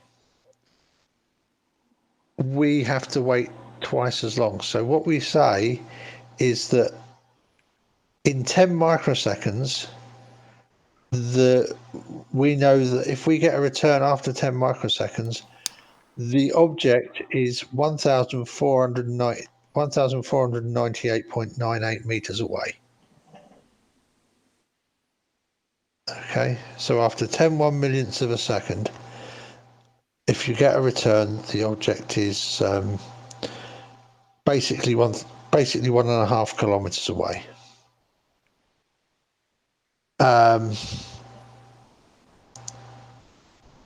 So if it takes 3,000 microseconds, it's gone 450 kilometers and back. So they're looking at, just to help you, Alan, 45 nanoseconds for the gate. So you know your time into the gate. Yep. They're looking to bounce it off the retroreflector at 45 nanoseconds. I think that's the gate for their output pulse, not their receive, not their. Yeah. So it says time into. Yeah, it says time into gate. If that is any help at all. Yeah, I'm probably need to look at the whole specification, but a 10 nanosecond gate sounds to me like the length of time they let the laser light out for. No, so hang on. Yeah, hang on. I'll tell you that bit because I've got that too, and then I've got the return there. So 20 hertz pulses, 2.5 second round trip, to the moon. Yeah. And they do 50 pulses simultaneously. So they'll fire for 2.5 seconds. Yeah, that's what it says. Yeah. Let me just look again.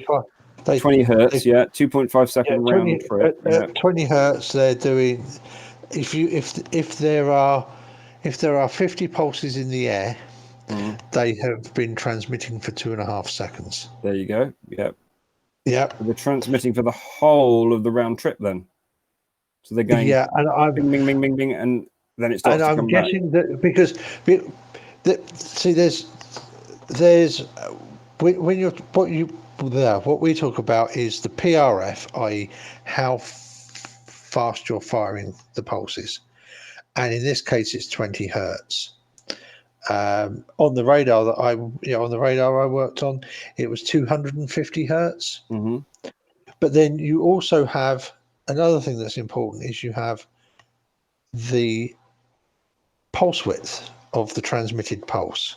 Okay, and in our case, our pulse width was 10 microseconds. So the transmitter is switched on for 10 microseconds and transmits a pulse of radio frequency or electromagnetic waves at whatever frequency you're using. In my case, it was 0.1 meter. In this case, it's somewhere right in the middle of the visible spectrum in the green. So I'm guessing about 700-800 nanometers.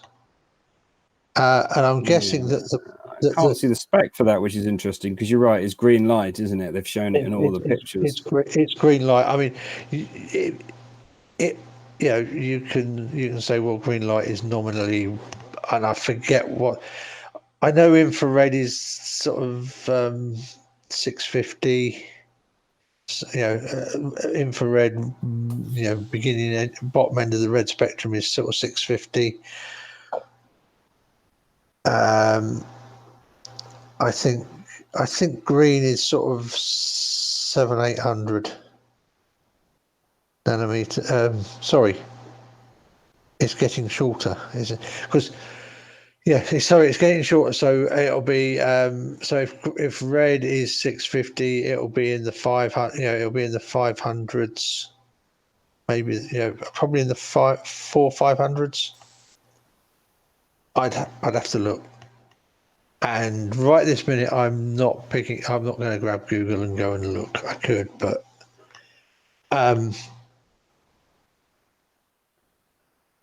then that's the other important. But the time that you said, which was a period of nanoseconds. Yeah, 45 nanoseconds. 45 nanoseconds. What they called the gate into the gate. They said. Yeah, so that would be how long they switched the laser on for. So you gate the laser output, and right, because the graph they're showing is the signal coming back from the thing it's bouncing off. Yeah, because it's like a picture of a lot of dots, but there's a lot of dots at that 45 nanosecond point. Yeah. Hang on, I'm just trying to look up the spec if I can find it. So while you keep talking, I'm still trying to see if I can actually find it. It's interesting, isn't it, to know? Well, yeah, because 45 nanos, without knowing what the axes of the graph are, it's... the axes of the graph are time. The axes are time in minutes. Yep. So either they did a number of observations over like a 12-minute period. Yep. Yes. And then the other axis of the graph is what they're calling time into gate in nanoseconds. The longest at the top is 120 nanoseconds, and they're getting nothing at that point, but they're getting a really big strong line cluster at 45 nanoseconds. Yeah, there's like a dark line, over a 20-minute period, they're getting a lot of hits at that point. Yeah. So what does that mean? Does that mean they're opening the gate for 120 nanoseconds? Without, I mean, they may well be just opening the receiver at the. See, what they could be doing is to stop the receiver being constantly saturated. Yeah, they said there's a problem because apparently when it hits one of the little thermocouple things, whatever it's called, what are they little thing, a photon, multipliers. Yep. Apparently there's got a problem where it has to reset, and if another thing hits it, it doesn't actually trigger it. Do you see what I mean? Because it takes some time for those multipliers to reset themselves, basically. Yeah. Yes, of course, because we're see, I'm so used to thinking wavelengths like tenths of a meter, which is effectively radio, where we are using a radio receiver, and we are still coupling the electric and magnetic fields to receive. We are not counting photons yet. Yeah, exactly. Whereas they're counting photons, aren't they? Whereas they're counting photons. So I'm guessing, although obviously not optimum, because obviously optimum is to have your range gate open for the entire period that you're expecting to receive signals for. Yeah, you just open your range. You make you effectively, because it's a camera exposure, you make your camera exposure at the time you expect the signal to come back to you. Yeah, and if you see they're maxing out at that 120 nanoseconds, the graph is pretty empty. Yep. Yeah. So they're literally, it'll probably tell you, how long after they started transmitting that they opened the gate to the receiver. Obviously, with the radar, we fire the transmitter and open the gate immediately, and then we shut the gate after whatever we want our maximum range to be. In the example I have, we would keep the gate open for 3,000 microseconds or 3 milliseconds, and then we would have a 1 millisecond intertrace period, and then we'd repeat. Right, the graph shows the photon pulse return times. Now, how can it be returning in 45 nanoseconds? That doesn't make sense to my brain. I'm guessing what they're doing is they're actually showing you, because it's going to take 2.5 minutes, isn't it? Seconds, sorry. Yeah. So basically, you've got a graph with a fucking long axis. That's right. 12 minutes. Especially 2.5 seconds. Especially when you're dealing in. Hang on. Let me just reshare the graph. Hang on. Let me just reshare the graph so we can have a look at it. Sorry, just bear. That would be a damn good idea. It would. I know, because we're all talking about it, so it'd be much better. Can you see it yet? Yeah. Let's see if I can make it bigger. There we go. Right. So you've got what they say time into gate nanoseconds, 0 to 120 nanoseconds. And then you've got just time in minutes, which means they're taking a lot of samples, right? For, I don't know, 12 minutes. Yep. Yeah. This apparently is all the pulses coming back at this, like I said, 40, well, maybe nearly 50 nanoseconds. Yeah. So what are they actually doing? They're pulsing something out. But what I'm guessing, it's time into gate, because that's fine. You're going to have you've got your received gate open for 120 nanoseconds. I.e., but what that's not, and they are. So does it mean this one took longer to come back, Alan? Does it mean that I'm firing something? Yeah, and does it mean that this one up here was a slow one, whereas all these lads came back in at a very regular? Because they're saying this. So what they're saying, right, when you read the gubbins below this, is it says this. They said the whole thing represents 30 meters of bounce, right, like a 30-meter reflection. Yes, that would be right. Represents 1 meter. They said this line here, this 45 nanoseconds, is 1 meter. This very thin line. Yes. Which means it's definitely bouncing off the reflector, but I don't understand how 45 nanoseconds means 1 meter. Because what they do, because they know they know when to open the gate to get the expected. What they're doing is they're open this, and this would be where the flurfers would attack it. They are opening because they're looking for, like you said, 4 meters or whatever it is. 1 meter square of the laser refractor. Yeah, and so basically you're looking for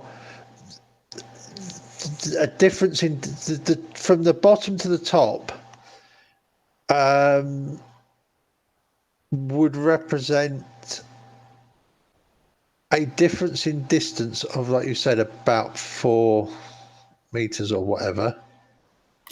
Oh, right. I see what you mean. So you've got a curve there. These are very, very small nanosecond things. You fire your pulses out. So basically, I see. And so this basically, means, why do we want to look at the 2.5 seconds when we're trying to measure a 4 meter difference?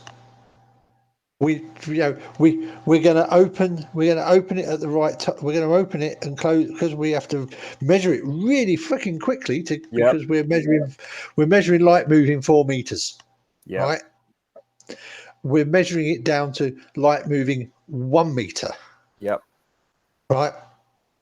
Light's going to move 1 meter. So effectively, light is going to move 1.5 meters in 10 nanoseconds.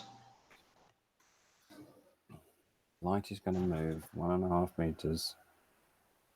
In 10 so nanoseconds. They're saying this is a 30-minute period, right? So I fired my light, right? So my light's well, you're firing your lights out consistently for that length of time. But I'm opening my gate over a very small bit of that reflection window, right? There's a lot that so I'm not imagine this is the bottom one is the length of time we run the whole thing for. This way, but then but the vertical axis is your 2.5 second return time.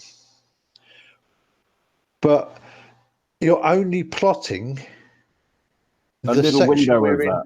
That's You're what I mean. plotting the little window, which is why we have the little tiny window of that. Yeah. Because we know that grossly it's that far away. So yes, that's right. We don't, and we don't want to have a plot because we want a plot that's accurate down to the nanosecond, i.e., 10 to the -9 of a second. Right, that would mean we would have to have a graph that is stupidly big. 2 times 2. Well, you'd have to have 2 times 10. You'd be like out to 2.6. So basically, what's happening? You'd have 2.6 times 10 to the 9. Yeah. So what's happening is this. I'll try and explain it. Right. We've got our mirror on the moon, and then we've got the soil around it. Okay. We're opening the gate in the sweet spot when we are getting reflections pretty much from that area and that area around it because of the time that it's coming back. The fact that we've got so many hits. But the fact we've got so many hits here means these are definitely reflecting off something. Yeah, sure, these ones are reflecting off something, but not very reliably, right? Correct. Maybe these ones hit the edge, right? And maybe these ones or they just hit a bit of a rock or something or whatever, something else that was near to it. Because that's basically vertically gives you a fine look at the distance. I see the rover. At the distance from the Earth to whatever it bounced off. Yes. And so some of it's so of course. If the closest bit near it is actually no, because of course that by the time that beam gets to the moon, it's covering quite a wide area. 7 kilometers. 7 kilometers. So you're going to get stuff that is closer. Random crap coming back all over the place. You're going to get the random. You're going to get returns off stuff that is closer to you, and you're going to get returns off stuff further away. Don't you think this is interesting, Alan? Look at the one. What's that? 2 minutes. That's 1 minute. Look at about 1 minute. It looks like they turned it off because look, there's a big white line there, and look, there's another white line here. Can you see these vertical white lines? Yes. So they really don't get many signals see here at this 8, and 9. There's one at 4 as well, isn't there? There's one about 4 here too. Yeah, exactly. Yeah, and there Gaps. could even be one about here as you see what I mean. There's spots where they're getting a lot less back, which is probably where the pulse stopped for a second and they Well, yeah, could be anything. Could be a cloud in the way. Yeah, I mean atmosphere. Yeah, like let's face it. I have a degree in electronic engineering with 3rd class honours. I'm making an educated guess because I also have a background in radar, which is doing this sort. Which is what this is doing. The more I look at it and the more I think about it, the clearer it gets. Yeah. What surprises me is this 1 meter, right? Is this, they say, because I read the blurb, this meter is this bit. It surprises me that the mirrors must be very, very accurate. Do you see what I mean? Because look, they're looking at nanometers here, right? For the bounce. Yeah. You'd think a mirror might not be perfectly flat, for example, and that would change. Well, it's not a mirror, it's a retroreflector. Oh, is that not a mirror? No, it's a prism. Because, and you know why they use prism? Because retroreflectors are very clever. They can gather. From what I remember of looking at the picture of a retroreflector, each retroreflector in the array is about 4 inches. I think it's hard to. What are they though? No, a bit less than that. 2 inches. So each of those retroreflectors. What are they? These retroreflectors? They're prisms. They're circular prisms. What happens is the light. Right. The channel stand up. No, there's a channel on YouTube where they're actually talking about. They've been putting the purple line in London. Mm-hmm. Well, if you go on certain tube stations, there's a load of retroreflectors, and they've actually got a laser measurement system that spins a laser around and fires the laser at all these retroreflectors continuously, so that they can measure movements to like 100th of a millimeter. But they do it by using prisms because you're guaranteed to get the light back directly at you. Yeah, the retroreflector is basically looking at the inside of a pyramid. Or think about a bicycle reflector. The really important thing that they do is that they send the reflection directly back from where it came from. Yes. But if you look at the timing, did you see the timing, John, that we were looking at earlier? Have you just returned, or have you been here for a while, John? I've been looking just the last couple of minutes. Yeah, I can see it. So I don't know if you saw my main the main bit that I did. Where was it on the thing when I had the keynote stuff up? So I was looking at this because I had that list that you and Rumpus wanted to have a look at. Where was it? Yeah. This was the thing about all the problems that they have. So the Earth's polar axis, do you see me list them? The stations due to the tides, the Earth's crust, the weather, and the pressure of sunlight. And this was what the guy said on his slide on the main problems. These lunar crustal tides of 4 meters, Earth crustal tide 20 centimeters, and solar radiation pressure of 4 millimeters. Jeez. Yeah. So, but then I got up this full list here. But yeah, I didn't understand this one either, Alan. So if you look at this one, right, this is a calibration profile of some sort. Yeah. This is time in minutes again from actually reading this way, isn't it? Up to 50 minutes. Yeah. So that's how they've been doing transit time residual in milliseconds, not nano, milli. No, that's nanoseconds because that's NSEC, not MSEC. Yeah. Oh, NSEC, you're right. Okay. So that's 5 nanoseconds they're looking at there. And look, they're getting a lot of hits in that, which I suppose is the black line on the other one then. That must be the 5 nanosecond width there, yeah? Yeah. These are the 1971 results, by the way. Yeah. And again, because you are basically literally counting photons. Yeah, these are individual photons, aren't they? 1, 2, 3, 4, 5. Essentially, yes, that will be. It will be that level of return signal that you are pretty much counting. They photons. said it's amazing. Look, they said they're sending out. Hang on, let me find it. You'll blow your mind. Like, hang on, I actually had the number that they're sending out, and then how many they're getting back. Hang on, let me just find it. I think it's here. Does it say 10 to the -7? Let's just find it quickly. Laser pulses. That's not that one. I'm sure they're sending out 10 to the -7. There we are. Out 10 to the 17 photons aimed at the reflector. And they get only back one is received back. Right? I mean, that's just incredible, isn't it? Yeah. I actually saw the 10 to the 17 quoted, and the size and how big the beam was at the moon, and how much, 6.5 kilometers. Yeah. And I did actually calculate it out, and I came back with so they send out 10 to the 17 photons, and they get back one or at least single digits, even under good conditions. So they can be identified as the originating from the laser, because I guess it's this very monochromatic light, this green light. Yeah, I guess that tells them that it isn't just some other random bit of light that's flowing into their. Did you see the observatory pictures, John? Did you read the bit underneath it for the measurement between New York and Los Angeles within a? Yeah. Oh yeah, where was that? Just underneath that bit you were reading, the last sentence. Yeah, this is one of the most precise distances made, equivalent to the actually determine the distance between Los Angeles and New York. Wow, to within 25 millimeters. Yeah, I was talking about 0.25 millimeters, quarter of a millimeter. Last night. It's of an inch. Yeah, that's the. I mean, that's the accuracy of our understanding of the nature of light.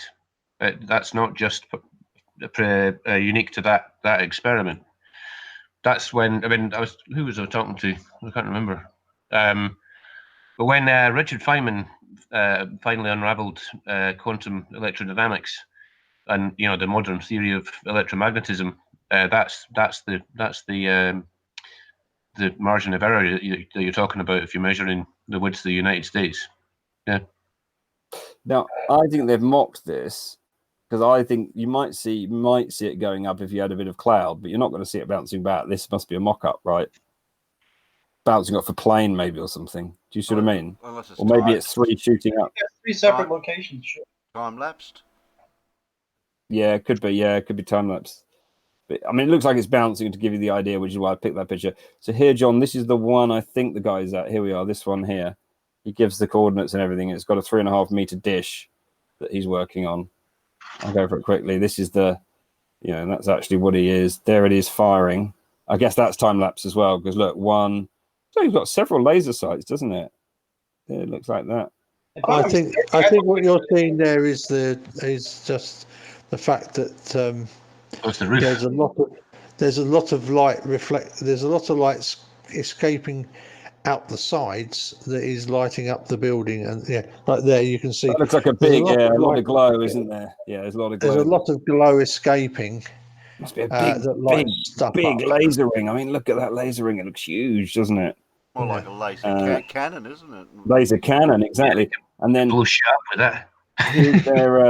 They use these special APD, whatever that means, detectors. What's that? A single? What's that symbol mean? Photon? Gamma. Gamma. Is it? Gamma? Yeah, that's a gamma. I'm guessing that's what they use for essentially saying will detect single photons. 50% efficient. Oh yeah, that's symbol for photon. Yeah. Is it photon? Yeah. It is photon. I thought it might be a photon detector. Okay. Gamma's upside down from that. All right, so photon, which is brilliant, and here he's given us a look at the inside of whatever it is. I suppose the laser actually firing. So the telescope's up that way. He's saying, timing electronics, the lasers in here. That box we've just seen, the detectors are in here. It's all very compact, isn't it? And this is all thermally controlled, I suppose. They need to keep it cool, I guess. Then the results, of course. When you're using a retroreflector, you really want your receiver right where your transmitter is. You want it really close because you don't want to. Because as we down said, anything, when you hit the retroreflector, it sends all of the photons back directly in the direction they came from. Oh, does it? So that's why they want that telescope all built into the same thing, yeah? Yeah, that's also why they use retroreflectors, because it's not a mirror, it is an array of retroreflectors, because they will throw back the photons in an optimal manner. So what does this mean, John? Sloan, 3.5 meter, and solar. What do these things mean? Guessing they're the names of different telescopes. Yeah, basically. All right, and it's a 3.5 meter that they're using. Aren't you? Sorry? Those 3 beams are coming from 3 different sources. I assumed they're only using 1 beam, but maybe I don't know why they would use 3. It seems pointless. Because that's a razor Lee. Is that the same picture as wherever we just saw it? Is that the same thing as that? Is it? Is that black thing there? That looks like it, doesn't Tony, it? Yeah. One thing. Some of these observatories fire green lasers up the optical path of the telescope wherever it's looking, in order that they can because it actually allows them to calculate stuff about the jitter. Yeah, I mean, these aren't pictures I picked up. These are the ones he gave me. The turbulence. So no, but I'm just saying. But these are the ones he sent me from his pack. You should have mean that he said, yeah, this is our experiment, and He went on, about it, as it were. I've cut some bits out actually, because otherwise I'll bore everyone to death going through all this. You can imagine it could just be that those other 2 telescopes that have been. Oh, can we point all the lasers up in the same bit of sky so that we can get a nice photograph? To take a photo for because obviously it's because it's a cloud. It's also noticed that there's quite a lot of cloud, isn't it? Yeah. It's not going to go for the cloud. So like it's probably we can't do. Can we point them? Can we point them all up there so we can take a nice publicity photograph, please? I agree. I think the interesting thing for me is that people go NASA conspiracy. It's all NASA. Look, this one might be associated with NASA. This one's independent. Yeah, this one's independent. You know what I mean? This Bavarian one, Goddard, I think might be associated with NASA, but at least there's 2. I was just looking at the angle of those lasers. They wouldn't be all pointing at the same spot. True. Well, they're all pointing at the same spot on the cloud, because you can see the 3 laser lines essentially meet at the cloud level. Yeah, in that picture. I think this is, for me, this has got shenanigans written over it. I reckon it's just, as you say, a publicity shot to show the idea of a bouncing something off the moon. Yeah. I suppose. I don't know. Yeah. It looks like they've gone, stick that one there, stick that one there, stick that one there. Yeah. If I put the camera here, we can point them 3 lasers there. Get a nice publicity shot. They'll all appear to be on the bottom of the cloud. Now, and get it all in one the flatties can attack it, but I have put really specifically all of my references here. If they want to pick on it, you know what I mean. I was very careful of what I chose for that reason. Do you see what I mean? I didn't want to.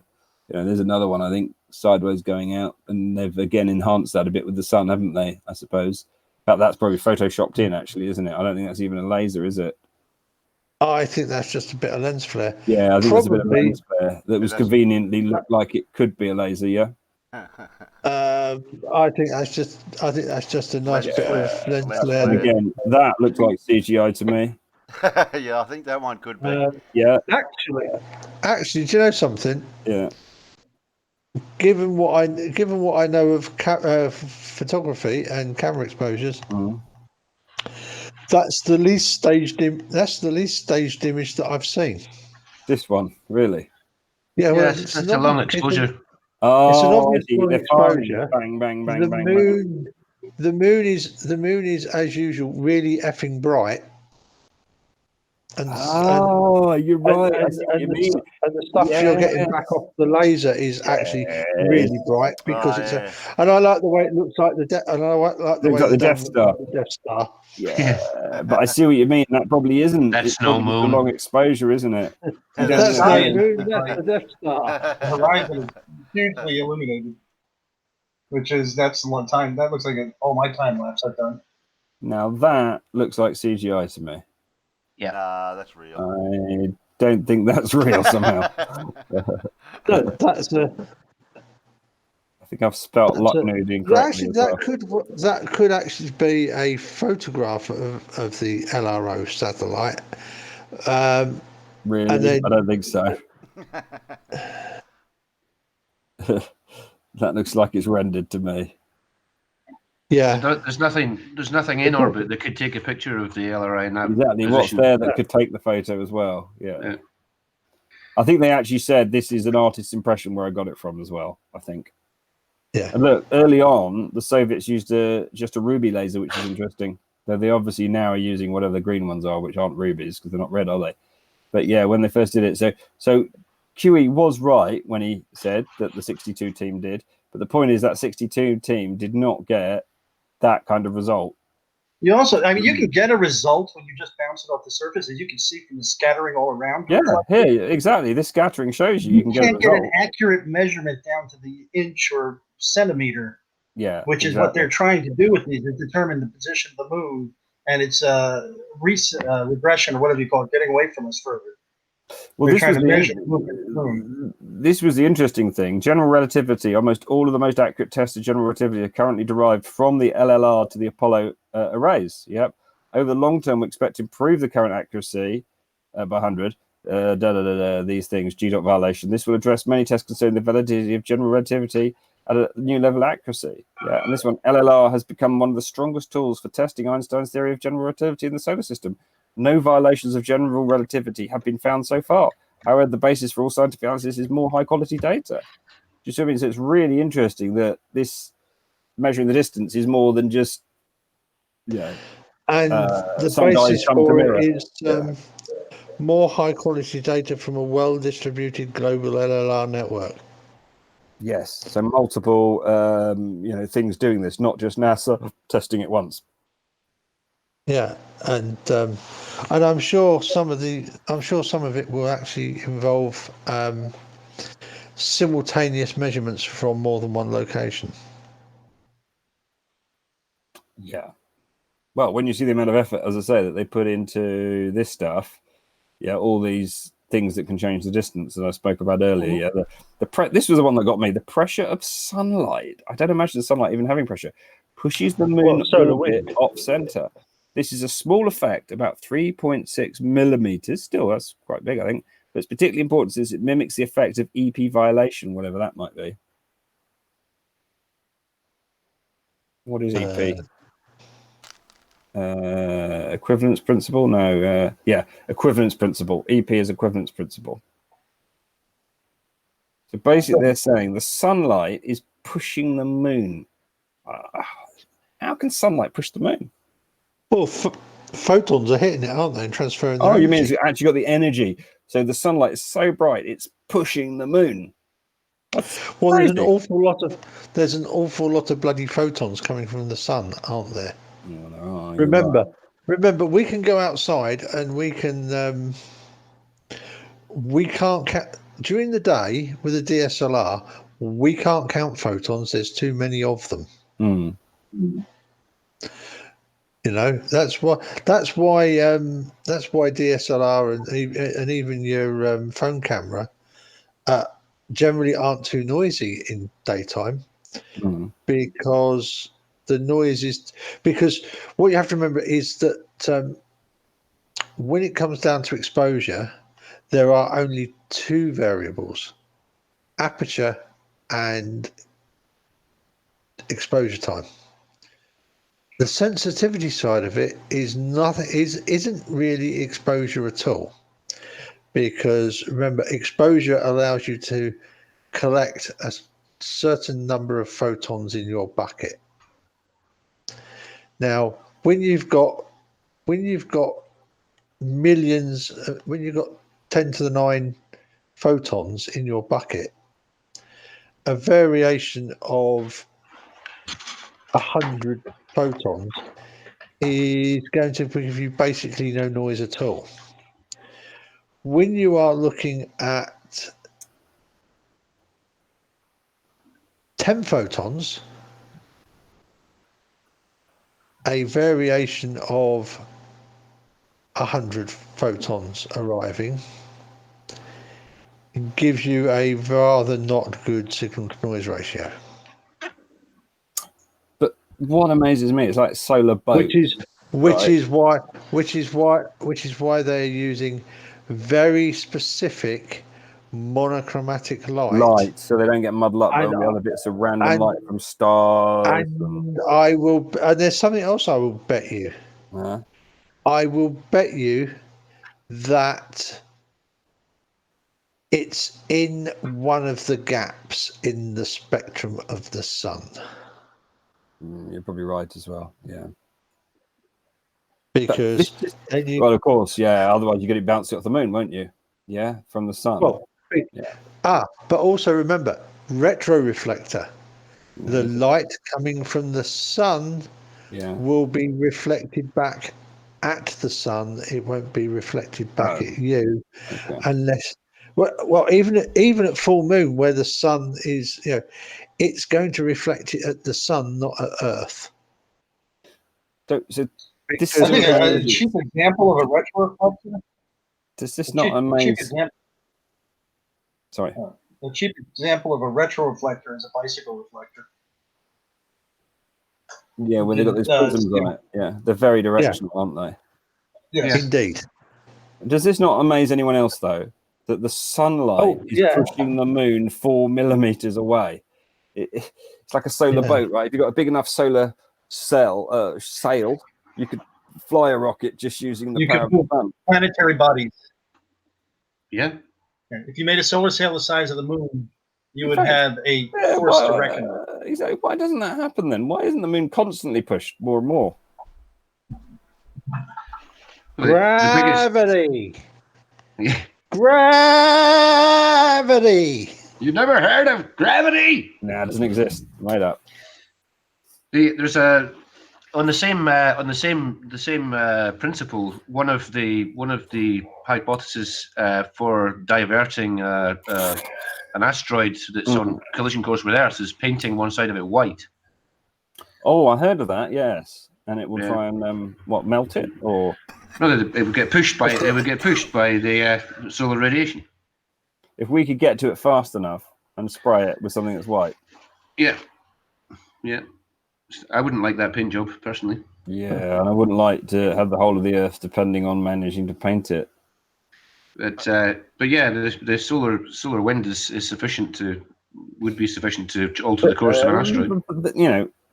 What I don't understand, Alan, is with a 4 millimeter variation due to whether the sunlight is on or off, we're still trying to measure on this seconds. Seconds, I suppose. No, it's seconds. It's not distance, but still. What I mean is, there's a lot of this stuff. Here we are. There's a lot of stuff messing around with how far you are away from it. You see what I mean? This is varying you by look. This is 4 millimeters up and down. This weather apparently it doesn't say how much, but look, a few millimeters up and down from weather loading or whatever they're calling it. The Earth's crust due to whatever post-glacial rebound, which sounds like glaciers have moved off and sort of the Earth is springing back up. This is 35 centimeters. This is 10 centimeters. And these are big effects when you're shooting one of these things. And look, this polar axis sounds like it's a nightmare as well. Because look, it says they've even their own agency to keep track of them, the International Earth Rotation and Reference System. And Riley says the Earth doesn't rotate. There's no proof of it. And yet there is this body that... they're all in on it. Or fools. IERRSS. He's probably never heard of them. But you know what I mean? Look, it's a specific body just to keep track. Yeah. But if they take lots and lots of measurements over long duration, you would see all these trends in the measurements, and they can be accounted for. Yeah, they say it's been 40 years, I think, of measuring. They said this guy said 36, but that was at least 15 years ago. Whereas this guy said, "Thanks, Buzz Aldrin." Here, but this was in. He did this in 2005. So that was 14 years ago. So look, 30, 40, 50 years. It's been 50 years. Yeah, of course, because we've had the celebration. So yeah, Retroreflector's been there 50 years. So, I don't know how much they bounce the stuff up for Luna, these two Lucknood ones.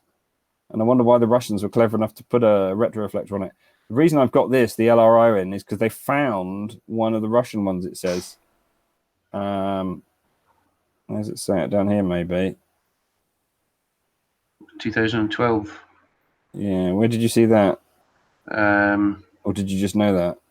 Oh, here we are. Lunar Reconnaissance Orbiter, which found Lucknood 2 and its position of reflectors in 2010, it says. Toady? Yes. I've just done the math on it. And if you go down to 0.1 nanoseconds, yeah.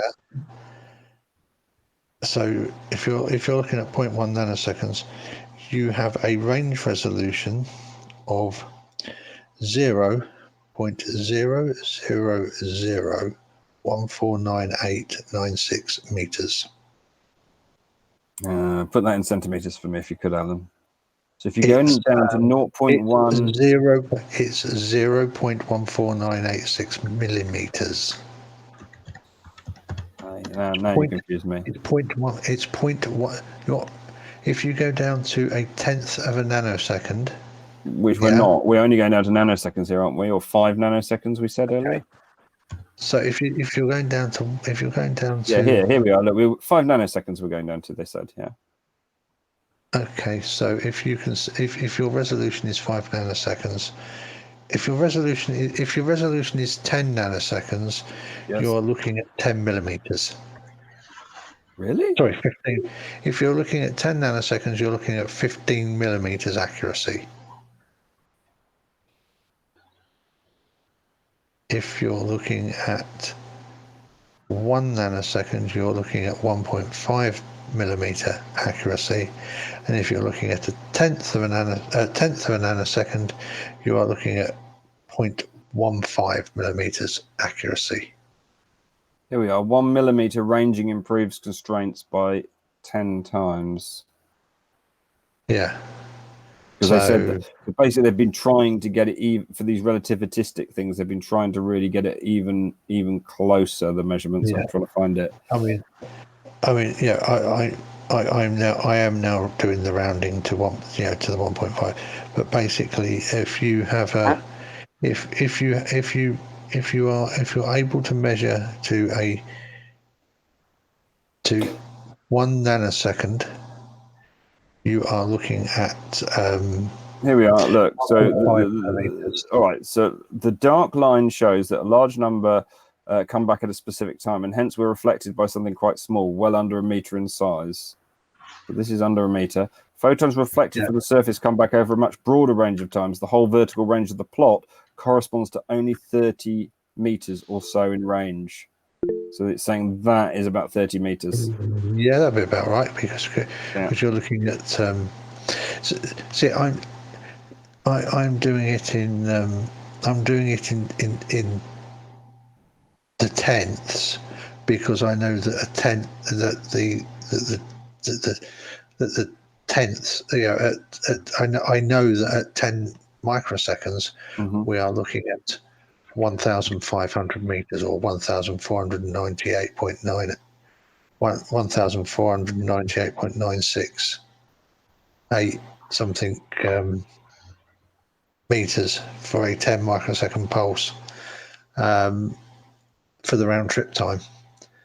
So that's why having the accuracy, that's why having the timing down, if you've got the timing down to 5 nanoseconds, that's essentially an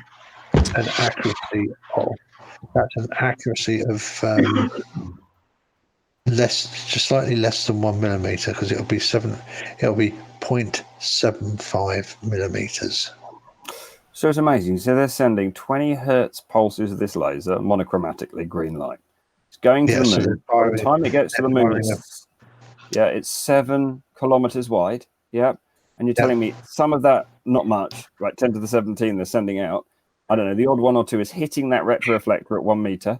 It's bouncing back. It's still on course. It's coming through our atmosphere.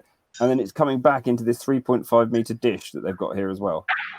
And of each pulse, remembering that each pulse is firing 10 to the 17 photons, each pulse coming back, you get 1 photon.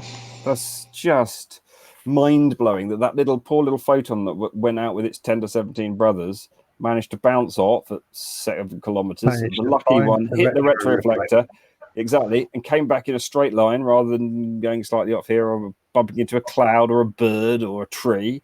Comes back and then goes into this 3.5 meter dish, like the one that John's isn't quite 3.5 meters, but like his telescope, goes in it, hits a camera or little detector that we've got, which measures photons, bang, and you get a hit. That's mind-blowing. How the flat earthers can say this stuff is fake, I just don't know. Probably because it is so mind-blowing. I mean, like I said, I've got a fairly, I just about scraped through my degree, and that's fine. I don't claim any more, but at least I have done enough engineering, have enough background engineering knowledge to understand that this is possible to do. And I probably wouldn't have had the foresight to think of it, but at least I have the understanding to be able to understand what it's doing and comprehend what it's doing. And I am so thankful for that. It's just amazing, isn't it? Just incredible. You see what I mean? Each stage has had to be built up, hasn't it, to work out how to do it. The amazing thing was that they were doing it back in 1962, and they discovered the Apollo 14 one, I think, really quickly. Look, the Apollo 14 astronauts deployed a retroreflector on February the 5th, 1971. The McDonald Observatory detected it the same day. Right? They were firing a laser at the poor old astronauts on the moon when they were jumping around. I don't think that would matter. But you know what's really rather useful about that, don't you? Well, it proves it's real. Not only that, but it also meant that if there was a problem with the placement of the retroreflector array, they had on-site tech to fix it. No, exactly. So that's because apparently, look here, the NASA attempted to detect Apollo 11's retroreflector while Armstrong and Aldrin was still on the moon. See, but they didn't succeed till later. Do you see when they were aiming in the wrong place? Yeah. So when Armstrong and that were up there, it didn't work. But when the Apollo 14 lot went up there, as you say, they got it the same day. And then the Apollo 15 retroreflector was deployed July the 31st and was detected McDonald. So this McDonald Observatory must have a very big laser, right? Because they seem to be the big boys who are bouncing the most off. It's incredible, that. I like this quote as well. Quoting from James Hansen's biography. For those few misguided souls who still cling to the belief the moon landing never happened, examination of the results of 5 decades of LLR experiments should evidence how delusional their rejection of the moon landing is. I love that quote. Yeah.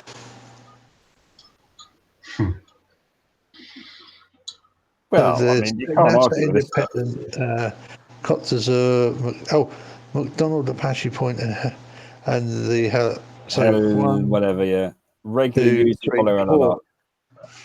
See, so that's 4. 1, 2, 3, 4. 4 observatories that are not associated with NASA. Yeah, exactly. NASA independent. Yeah. Oh, McDonald is independent. I thought it might not be. Yeah, it is. You're right. Well spotted. I'll have to point that out when I'm making the video on this. I'm gonna basically do this as a presentation in a video. I'm gonna go for it reasonably quickly. But I just want to, it's good looking at it with you guys just to spot because that's the key point, isn't it? It's NASA independent, as you say. And then I think the fact they deployed these, which we've got pictures of, which we've bounced stuff off, which we've got scientific results of,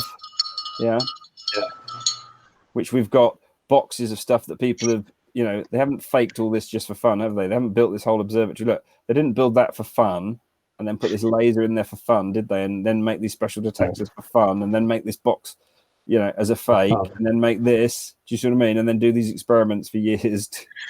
Just, it's just a nonsense. Yeah, they've been doing this shit for 40 years. For 40, 50 years. Exactly. 50. Yeah, exactly. And have professional astronomers spend their whole life toiling over this. Exactly, their whole career looking at this stuff. Exactly. That's what I want to do in the video. Is I want to make sure that that message comes through clearly, because I really do think these flat earthers dismiss stuff. Can you imagine being a young 22 or 23-year-old engineer just graduated from MIT or somewhere, and you get a job at this McDonald Observatory, and you spend the rest of your life looking at these, doing this stuff. It's your whole working life. Yep.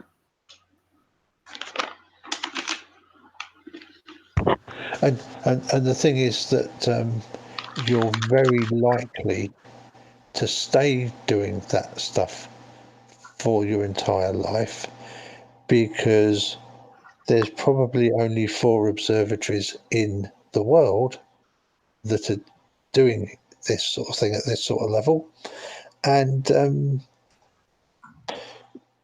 your background means that this is where you're going to be working, doesn't it? In all probability. There we go, Ken. I'm firing the laser at the screen. Ow! Jesus Christ, man! It's right in my eye, jackass. Exactly. See, look, that doesn't have much of an effect, does it? Hey, fuck wow. you. Cool. Yours is much stronger than mine. Look at that. You're really. I'm blinded. You guys trying to out laser each other. Screw our cameras up. Webcams up. I think Ken's laser is a bit more powerful than mine is. Mine's just a little low power little one. Mine's bigger than yours. Our size doesn't matter. It will kill you. It will kill your sensor if you keep doing it. What I did the other day was this. There's this quantum experiment where you put up. I don't know if you've seen it. Polaroid. Have you seen it? Where you take 3 sheets of Polaroid, and by inserting one in the middle, instead of removing light, it actually increases the light. Have you seen that? It's a quantum experiment. Yeah, you put the cross polarizers in, and then you put the yeah, it's actually a polarizer in it, and it will actually turn the other 2 polarizers off. Yeah, it's unbelievable. You don't actually end up with more light out, but you end up with it not really, with it pretty much negating the cross polarizer effect. I'm seeing your fingers, not the polarizer. Put it in front of your camera. Yeah, I know. I'm trying to get it. Here we are. I'm trying to get it so it's. Can you see the polarizer? Yeah. I don't know if you actually probably put white paper behind it, and then if I put it in, can you see it's negating it? Well, I can see you now. Yeah, it's negating it. See that? Getting the angle right. I think you've got the angle. Yeah, you probably I need to put something white behind it, probably. A bunch of weird people. They're trying to do trying to do spur of the moment experiments. Okay. Exactly. I don't know if you can see the white. I probably need a little brighter thing behind me, don't I? Let's. You got your ball there, Ken? Mm-hmm. How do I actually get it onto my... Ah, there we go. Right, I can see more. Right, there we go. Oh, that's better. That ball looks flat. And you sound, Tony. Yeah, exactly. I am younger than I sound as well. Eh? You cheeky devil, John. You cheeky devil. Ka-ching. I like doing these ad hoc experiments, though. I like this stuff. That's it. That's it, Ken. I'm going to get demonetized. What did Ken just do? Just showed his belly. Oh, dear. Oh, shit. Camera just fine. That's it.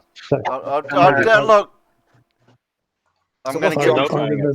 Come on, I John. remember stopping at the university in September '92, and being introduced to the Sun Lounge, which was the university's Sun Unix workstation lab, which had some really nice 28-inch monochrome monitors on there running X on these Sun workstations. Sun workstations, because Sun did used to be the one. Is that just very quickly? Is that fake color that we're seeing, John? Well, that's about as accurate as I could get it. So that's the California Nebula, which is a hydrogen alpha region.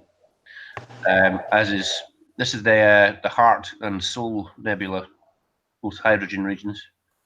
I was amazed. I went and saw some amateur astronomers with some pretty good kit, and some of the images they showed me, I'm like, "Is these color enhanced?" He's like, "No." I was like, "The greens, the reds." I just couldn't believe them. That's the Seven Sisters there, the Pleiades, and that's not you not messed with that at all. That's literally a photo, is it? I can't remember exactly how it. I think that's probably an hour. Maybe it says actually.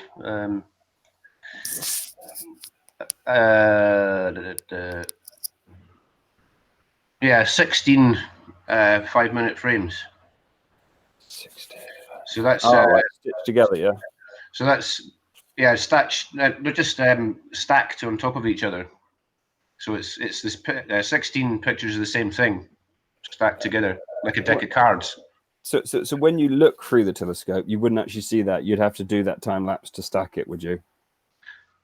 Well, this is actually just with a camera. It's a Canon 6D with a 24mm lens. So that's not for a telescope. That's just a camera. Yeah. So how did you zoom in so close to whatever that is that you've the Pleiades? Did you say it was? Yeah, well, it's sisters. I can't remember what you said it was. Yeah, it's the Pleiades, the Seven Sisters. But that's like a 20-odd megapixel image from a 66D. The thing, I've been doing them time-lapse videos, Toady, that have been on. Yeah. That's actually a much bigger. That's an even bigger field of view than my time-lapse pictures. So these field of views you're talking about. So what magnifying lens have you got on your Canon there, John? That's a 24mm lens, which is quite wide. So I mean, to give a ballpark comparison, if you held open a broadsheet newspaper at arm's length, yes, that's kind of roughly the field of view that you're looking at there. So I don't know if you know your constellations, but nope, definitely not. Nope. That's Cassiopeia. I heard of it. That's Auriga. So you do these things in this 20. This is where I always get confused with this photography. I hear, it magnifies 50 times, blah blah blah. That I think of in magnification, which I kind of vaguely understand. This 24mm stuff, you're losing me, John. What am I missing? Why is my brain always going to magnification, not this wide angle stuff? Totally, it's effectively negative magnification. Right. Yeah, so a 50mm lens is pretty much representative of what you can see. And so if you go to half that, then you're seeing half the field of field of view. That's wrong. Twice the field of view. But when I look up with my eyes at the sky, John, I do not see that. I've never seen anything that looks like that. I don't think. That's because your eyes can't do a long enough exposure. Well, the reason why I took that image in particular is this is the thinnest part of the Milky Way. Mm-hmm. And I wanted to see what would, and it's through a light pollution filter as well. It's from a very light polluted area where I used to stay. But I mean, it's how long's that? 16 times 5 minutes. So it's an hour odd. The camera. It's not a high ISO, 800 ISO. So if my eyes could compound light over half an hour, and I stood looking at half of it, that's what I'd see, is it? So that you're not magnifying that, you're not zooming in to get that picture, is what I'm getting at, I suppose. No, you're zooming out to make it wider. So you've got twice the field of view that you would normally see. Yeah. So 50. So for example, 50 is 1 times. Yeah. Yeah. So when I put my 600mm lens on, that's 600 divided by 50 times magnification, essentially, when you're looking through the viewfinder. So that's 600 divided by 50. Yeah, it's 12 times magnification. If I put a 6mm lens on, that would be negative 12 times magnification, because it would be 12 times wider. Wow, look at that. So how come the moon's not in that? That looks very broad. That's actually east is there and west is there. This is a 180-degree panorama. So it's made of, I think it's made of 5 like vertical shots. If you know what I mean, stitched together. So you've stitched them, or you've taken 5 half-hour shots and then moved them across. How's that? No, they're. I think these were quite short. I think they were maybe 12 or 15 seconds or something.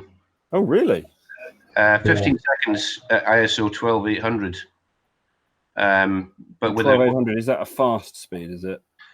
It's basically making the camera more sensitive. All you're doing when you increase the ISO is turning up the gain. It's like turning up the volume, if you know what I mean. Yeah, so you're grabbing a lot of light there. Yeah, look at that light pollution behind on the horizon, or is that not light pollution? Totally. What you're doing is you get a certain amount of light and a certain number of random hot pixels and stuff. And what you're doing is when you turn up the ISO, you turn up everything. So that's the you turn up the signal and you turn up the noise. So you're getting more light. Jupiter there, Saturn. You're getting the same amount of light. You're just you're amplifying it in the camera. Okay. Yeah. So there's 2 ways of doing it. You can amplify it using an analog amplifier before the sensor digitizes it, or you can turn it up in the sensor you can turn it up digitally by multiplying the numbers that you've already got by some factor. Yeah. Wow, that's amazing as well. That's a phenomenal shot, John. I haven't finished it yet. What is it? It's well, the green stripes are air glow, which is a sort of cousin of the Aurora Borealis. It's I'd never actually seen it before. I was really pissed off because I thought they were clouds. It was. And did they look like that when you saw them, John, or only when you've done all this treatment? Not as bright as that, but I could see them. But I think it's the way that it's formed is there's always air glow in the sky, but I think it's oxygen that's split by solar radiation into molecular oxygen. And then when the sun goes down, it recombines and gives off green light, I think. But this almost looks like it's green and almost purple to me. Well, that's the Milky Way.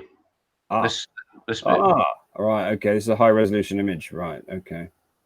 And this is made of that was this 24mm lens, and there's probably about 3 pictures.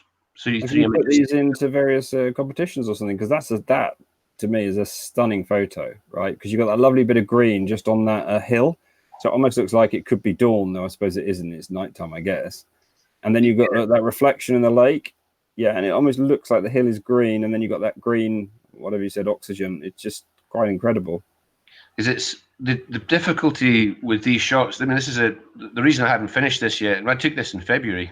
The difficulty is that they're quite long exposures. So I think there were 2 minute long exposures that for the sky and the loch were tracked, and then you've got to turn the tracking off and do your exposure for the land. Right. And sorry, explain what you mean by tracked. I'm missing an understanding there. Oh, sorry, I've got an equatorial mount that just goes on a camera tripod. Yep. So I can take long exposures with the camera without the stars trailing. Without all the stars trailing. Right. Yeah. Okay. Okay. So it's moving with the equatorial mount. Long exposure while the stars are moving. Got it. Yep. So that's why the landscape's all smudged. That's how much. Yeah, it is all smudged. Yes. So that's how much it's moved during the exposure. And that was a car. There's a road going down there. How can the land move? Well, the equatorial mount basically completely subtracts the rotation of the Earth. Yep. So in effect, the camera isn't moving, but the Earth continues to move. If you know what I mean. So I need to think about that. You're trying to negate the stars moving. You're trying to keep up with the stars, aren't you? In the length of time of the exposure, yeah. Either you lock the camera to the Earth and you see apparent movement in the stars, or you lock the camera to the stars and you see the apparent movement in the Earth. Right. Okay. So then you've got to take a normal picture of the loch and then blend it in with that skyscape. Yeah, it's quite difficult to do, but I think this is an unprocessed image of just the foreground. Yeah, so that's if you just took a long exposure, capturing nicely the landscape. That's how far that's what the stars do. So you've got to take separate exposures for the ground and for the sky, and then put them together. But it was bloody freezing that night. The tripod actually froze to the shore. Oh, really? Yeah, it was. Oh man, it was freezing. That's the east end of Loch Venacher, near Callander in the Trossachs. That hill was Ben Ledy. I quite actually like the effect it's giving. Actually, now I'm looking at it to the land. I quite like that effect. Actually, that kind of makes it look slightly ghosty, doesn't it? Yeah, and I think that's straight out the camera. I don't think I've done anything. Yeah, so but you do need to. What I do basically is, see here. See that? See where? I can't see where you're pointing. Where am I looking? Am I? I can't oh see no, I'm not. I'm not presenting. Hang on a sec. No, you are presenting. We just don't necessarily see your mouse. I didn't realize what it was doing. Hang on. Oh yeah, I can see your mouse now. Hang on a sec. So I've changed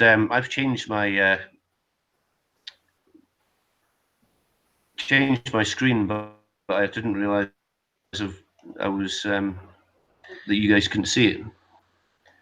There we go. So that's a static picture of the land. Can you see that? I'm trying to move it up a bit and across a bit. Right. Static picture of land, and look, the stars are all trailing a bit. So that must have been a long exposure. Yeah. Yeah. So they were like a couple of minutes long. So the North Celestial Pole is up here somewhere, and the stars are moving from that direction. Well, the Earth's moving, and it makes the stars look like they're moving as well. The Yeah. trees come out really well. Look, silhouetted against the sky. They're fantastic. Those trees. Again, what resolution image is this? Well, this is that's one image that's about it's 21 megapixels. Big image then. So remember the original image was much bigger than that. So I stitched them together using a program called. Right. Okay.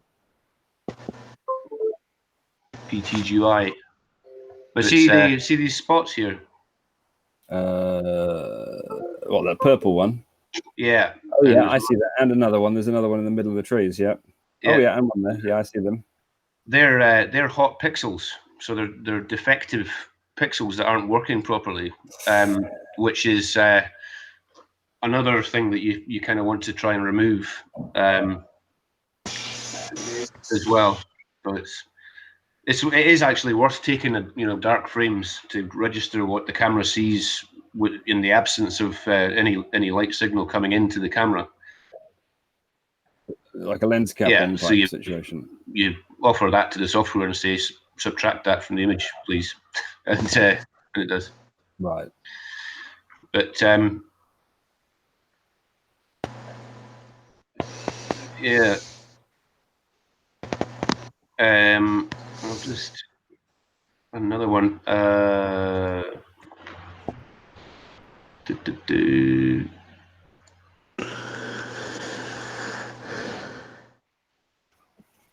quite impressive photos, John. I'm surprised at how easy it is to get such good photographs. It's not easy. Okay. So this is like work of quite a long while, is it? Because I'm just thinking I'm going to get out there tonight with my Canon, bang it on some mount, point it at the stars, put on some long exposure with a high ISO, and I'm just going to be getting these kind of photos. It's not going to be like that, then I take it. No. Well, it's I'm joking, obviously. I'm joking, right? I'm not that stupid. I'm trying to think how can I? Oh, there we go. Can you guys see my screen? We could, and then it's vanished now. It's just maybe loading. It's loading. So this is I haven't properly processed this either. Oh. But that's, can you see that? Yeah, hang on, just let me keep adjusting my screen. So hang on, don't be zooming in. I'm trying to see it because it's got that horrible thing at the bottom as well. What's happening on my thing? I have to keep clicking on the screen to zoom in. There we are. Got it. Right. Don't move.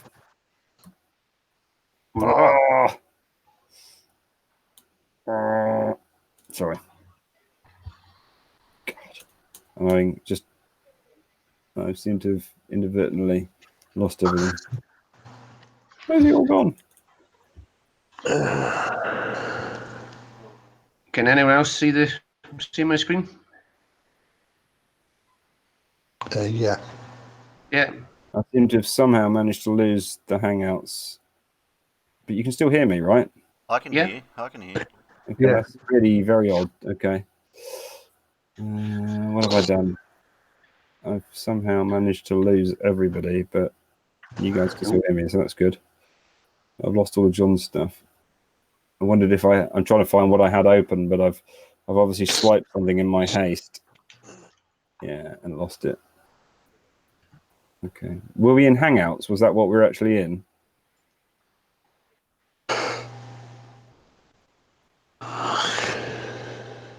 What the fuck? How have I managed to lose everybody? We're still here. We're still here. I know, you can say that you can hear me. I'm going in a Hangout and it says there's no call connected. You can still hear me, which is a little bit odd.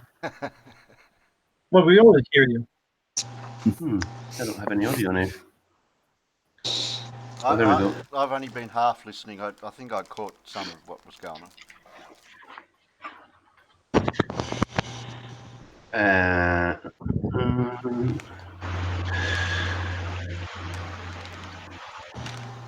Jesus, what have I done? Are you having some IT problems, Tony? I am. I can't believe. Right, you can still hear me. I'm still talking to you. Yeah. I've got Chrome open. Right. If I go into Hangouts, it says there's no calls in Hangouts, and I've got a new tab up. And yet you can still all hear me. Right. This is just a bit. I'm hoping it doesn't just drop off, but I'm just wondering how it can do that. I'm just. It's all right. I'm back. Oh, I see what it's done. Yeah, I see what it's done. God, you're a flat earther. Yeah, what it's done is it's zoomed in. It's fine. It's yeah. God knows how I do that. Right, I'm back. Don't worry. All is good. You never left. I never left. I know. I just wanted to get John's picture. What I was trying to do is take a. You're presenting to everyone. Oh, that's you, John. What I was trying to do was sort of frame it in the middle to see it, because John's screen on mine comes out skewed. I don't know if it's doing that for you guys. Maybe it's perfect for you guys. But mine, I've got this funny thing on the right. Is that on John's screen or isn't that on my screen? John is presenting, it says. Okay, have you got this massive, like half the screen taken up with a lot of people's icons very large? No, not on this side. All right, I've clicked something, haven't I? Okay, let me try and find John. Where's John? John. And to see his screen, I click on his icon. His icon. I've done that. Yeah, double click his icon. I've done that. What I've still got is this, like half the screen's taken up with, I don't know, I'd call it this extended sidebar. I know what you mean. Anyone know? Yeah. Any way of getting rid of that? On the black bit of you got any black bit of screen around anything like a black bit of background? Yeah. Well, yeah. Is that's the thing that's taking up about a quarter of my screen at the moment? Double click on that. Okay. That's done very little. Okay. Okay. Let me try at the bottom. I probably opened up. So I changed layout. Hang on. There we go. Yeah, I knew it was something like that. Spotlight. Yeah, it's fine. What I've done is inadvertently changed it. It's perfect now, John. It's perfect now. Sorry about that. Glad to be of help, whatever we did. Yeah. Well, you inspired me to double click on whatever layout was, and that fixed it. So that's always good. So I know what fixes it. Turn it off and then back on again. Ah, yeah. Well. This is just like the further down the log. I can see the schoolboy error here. Look at the reflection. This you pick the star trails up in the reflection, and yet your equatorial mount has worked. Hang on, why didn't the equatorial mount work for the reflection as well, John? It's a funny effect because this is a really wide angle. It's quite a wide angle lens. Yeah. You're looking here. You're looking right up the loch, kind of due west. Mm. But on this side, you're looking more towards kind of northwest. Mm. And there's a constant. There wasn't a still. The water wasn't still. There was a constant little swell in the water. So instead of the stars being points of light, they've drawn a line as the reflection bounced up and down as the waves came towards me. Oh, so it's not. So if it was still, then the equatorial mount would also have made the reflection look correct as well. Then is that right? Yeah, if it was like a mill pond, you would get points of light. You'd still get points as well. I'm just trying to imagine, you know what I mean, how the equatorial mount would cope with the reflection. But of course, it would just be the same. It would be the same, right? So I was thinking that's what happened, but I see it's not. It's literally because the water's bouncing.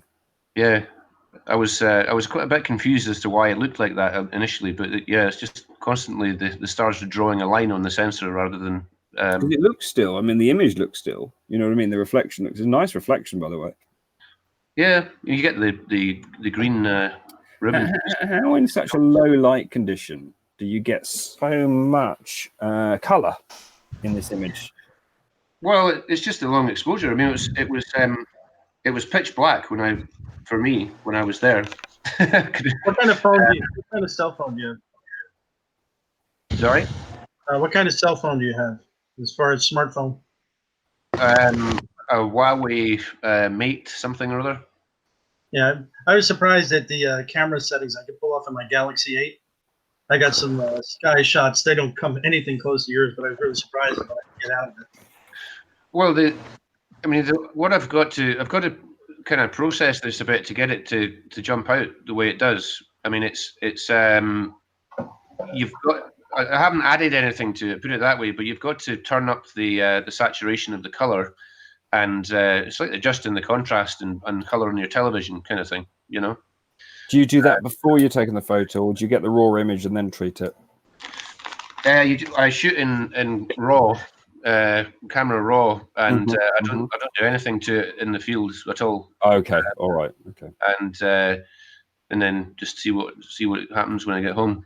And there's also in Photoshop there's actually an application called Camera Raw, and it's got lens profiles in it, and you can say, right, I'm using a 6D, I'm using a Samyang 24mm lens, and it knows the spherical aberration of all the lenses and how much vignetting, how much darkening you're going to get around the edges, and it fixes it. Oh wow! Which is quite handy as well. But yeah, it's a really laborious process.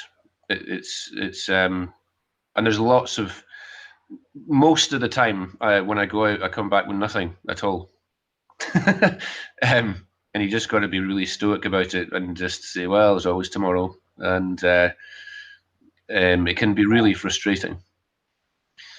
How did you learn to start taking photos like this, though? Where would you enthusiastic amateur tell them to start? Right, so I've got an SLR, digital SLR. It's a Canon, whatever I said, 110D or something like that, right? So it's not a bad camera.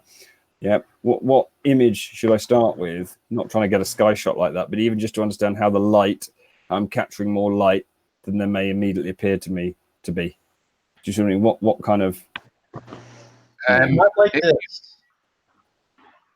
If you've got you start by breaking it. There's a rule a thing called the 500 rule for taking pictures of stars, which basically means whatever the focal length of your lens is, you divide 500 by it, and that gives you the number of seconds that you can take an exposure for without noticeable star trailing. So if I had a 50mm lens, I could take 10 seconds, a 10-second exposure. Right, so if you've got a 50mm lens, you divide by 500 and you can take 10-second exposure. Yeah, I mean, if you want it to be really high quality, I would divide 300 by the focal length of your lens, but 500 is not bad. Mm-hmm. Am I still presenting or not? I'm sure. No, there's nothing here. Resume. I can pin you. Oh, no, yeah. So I guess what I'm suggesting, John, is it possible for me to, I don't know, take a picture of some cars outside, or should I start with the sky? You know, just to try to get an idea of how the light is working with the exposure length. Shoot the sky with this. Mm-hmm. You need a remote shutter control for your camera, though. Really, ideally. Or okay, why is that? Why do I need a remote shutter control? Well, if you move it if you move the camera when you're pressing the shutter, then it'll appear on the exposure. Am I not letting it automatically take the shots? I'm maybe misunderstanding how I'm going to be using it. You could possibly take a time lapse here where you would start the camera after a time, set the timer. If you touch the camera, you risk movement or vibration. Yeah, and you do get with if you've got a fairly new DSLR, you can actually get an app on your phone, and you can control the camera completely through your phone, which is pretty good. Camera Connect, I think it's called, for Canons, which I used actually for that. The one where the picture we were looking at was the hill and the big hill in the background. But yeah, I would try it, just taking some 20-second exposures and just use an ISO of like 1600 or something. And hang on, let me jot that down. Hang on a sec, because that sounds like at least a formula that I could start to try. Let me just find my book. And let me look up John Watson in it. I've got a page for everyone, so I've got a John Watson page. It's pretty empty at the moment. My page will be empty. Am I going into your black book? Yeah, it is black. You are absolutely right. It's got Quantum Eraser's got about 27 pages. Rumpus has got a few, but John hasn't actually got an entry yet. But what was it? 1600 ISO and 20 seconds. Yeah. Yeah. Can you remember what focal length your lens is? How many millimeters the lens is? Shall I go and grab my lens and I'll have a look? Just hang on one sec, John. Just hang on. Yeah.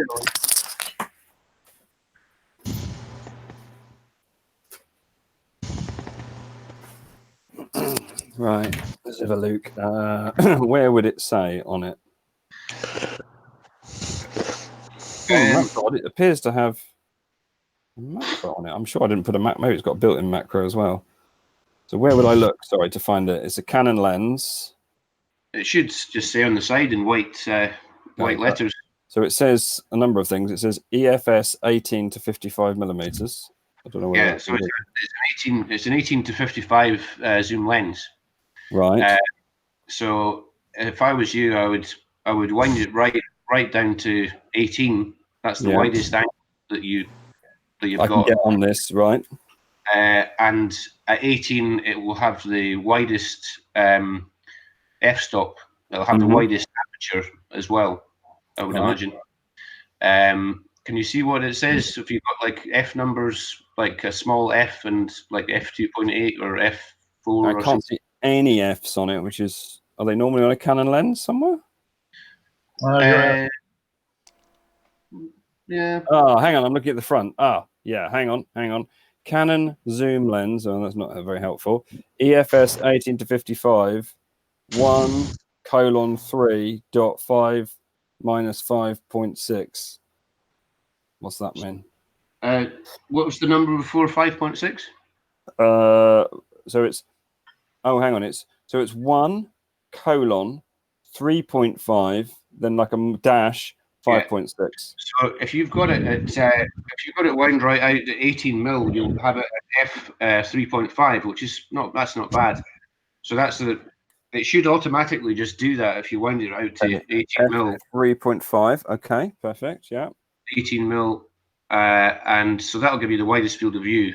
So you divide 500 by 18, and that will give you the number of seconds.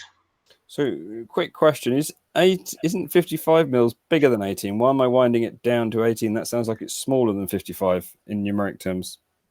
18 will give you the widest field of view. So 55 will be roughly kind of what you see with your eyes, and 18 will give you a wider field of view than wider than our eyes. Right, we were talking about that earlier. Okay, right. But importantly, the thing is that if you've got a zoom lens like that, if you zoom into the maximum zoom at 55, yes, you'll be shooting through a smaller aperture. And you don't want that. You want to let as much light into the camera as possible. Right. Okay. I mean, obviously, this is just a general consumer lens. They probably sell with it as a startup kit to get you going, don't they? It's like a best of all worlds. Yeah, which is what they probably do. Yeah. I've got an image. I think this was taken with that lens. This was a 28 to 90 kit lens with a Canon. Am I still presenting? Yep. So this was taken 2 kilometers south of Princes Street in the centre of Edinburgh through a light pollution filter. Oh wow! That's the Andromeda Galaxy. Oh wow! In fact, the Triangulum Galaxy is there as well. But that again, that was tracked though. That was tracked. That was tracked, so you had time for it to be moving across. Yeah, so it's probably about an hour or something. But yeah, if you do 18 mil, whatever that seconds that comes out to, you're dividing 500 by 18. If you want it super sharp, divide 300 by 18. And I would suggest an ISO of at least 1600. Okay, and then I can experiment with that going down. Yeah, I would. Well, I mean, just as Alan was saying, the ISO is what you're doing is you have ISO 100 or 200. That's the native sensitivity of the camera. When you increase the ISO, all you're doing is you're amplifying it, and it gets grainier and grainier and grainier and grainier the higher the ISO is. You're not increasing the sensitivity. You're amplifying what you have. Okay, what setting do I want? The Canon's got this. I don't know. There's a green thing, then it's got a P, TV, AVM. It's got all these different things, and something that looks like a flower, something that looks like a bit like a landscape. Which of those settings? If you've got I would put it on manual. Manual. Okay, M. Not either M or B for bulb. B. There's no B there, so it'll have to be M. Yeah, and your exposure is not. It'll probably go up to 30 seconds, but your exposure is going to be less than that, probably. So my ISO goes down to 6400, 3200, and then 1600, like you say. Then I've got f-stop. It says of whatever you just said earlier. 5.5. No, it's showing 5 points. I've not wound it. Hang on, I've not wound it back. Yeah, hang on. I need to wind it back, don't I, to 18? Yeah. No, it doesn't seem to have changed, even though I've gone to 18. What camera is it? It's a Canon, whatever I said before. What was it? 110D, is it? Hang on. On the yeah, so it's two ones. It's 1100D. You've got a digital display just behind the shutter button, do you? Digital display behind the shutter button. Yeah, I mean, it's got a digital display on the back of the camera. I mean, it's a Canon DLSR. It's a 1100 E. Is it EOS? Yeah. If you just look, there'll be a function button where you can actually select the f-stop and wind it down to the smallest number it'll go to. So you just look in the manual, and it sounds like where that is. Yeah. It'll go down at 3.5. I think you said it on the lens. So just get what you're doing there is you're widening the I can't remember what it's called. There's a what's it called? You know, like in the sci-fi movies, you've got these circular doors with all the leaves that come in. Oh yeah, I know, like the iris in and out. Yeah. Yeah. So when you're selecting f3.5, you're widening that aperture as wide as open as it'll go for that lens. But yeah, just checking the manual, and there'll be a function button to change that, and make sure it's as low as it'll go. Okay. And you should be able to use the app Camera Connect. I would imagine if it's a fairly new camera, or you need to get a remote shutter cable. You can pick one of them up on eBay for like probably less than 10 quid. Right. Or you can get fully remote, like wireless ones as well, which are quite snazzy. Or a thing called an intervalometer, but they're quite complex. I wouldn't bother with one of them at the start. And just take lots of pictures and just see what you get. And you'll be probably quite surprised at how much light pollution affects your images. Even if it feels dark, if you start taking long exposures, you'll see the effects of it. Really? So I'll be surprised by that, you think? Yeah. I mean, even if it appears to be really quite dark to your eyes, the camera will pick it up. Or you get say you've got a city that's maybe 20 miles, 30 miles away. You can't really see it. You'll see this sort of glow on the horizon from the city. When I took that picture next to the loch, if I'd have turned around and shot towards the south, it would have been really quite polluted with light from Glasgow. But I was looking towards the Scottish Highlands when I took the picture, if you know what I mean. Yeah. I'm not sure what else I could suggest, but just take loads of pictures, and you can see from the EXIF, every time you take a picture, its name will be its name will probably just be a number, but when you look at them on a computer or you download them, you can see what ISO it was, what the f-stop was, what exposure time it was, and you can actually sort of evaluate what worked best, and kind of make sure that you're kind of actually learning what you're doing and what I'm doing. Yeah, because that's what I need to do: take a few pictures and start to see how those things affect it, don't I? Yeah. It's very annoying that I cannot find this blinking, get it down to this 3.5 malarkey. I think it might be a button with a sort of asterisk or star. I'm not, maybe I can't remember. That one. Okay. What camera have you got, Toady? I got a Canon EOS 1100. You can get that down. You can get that down to 30 seconds of exposure.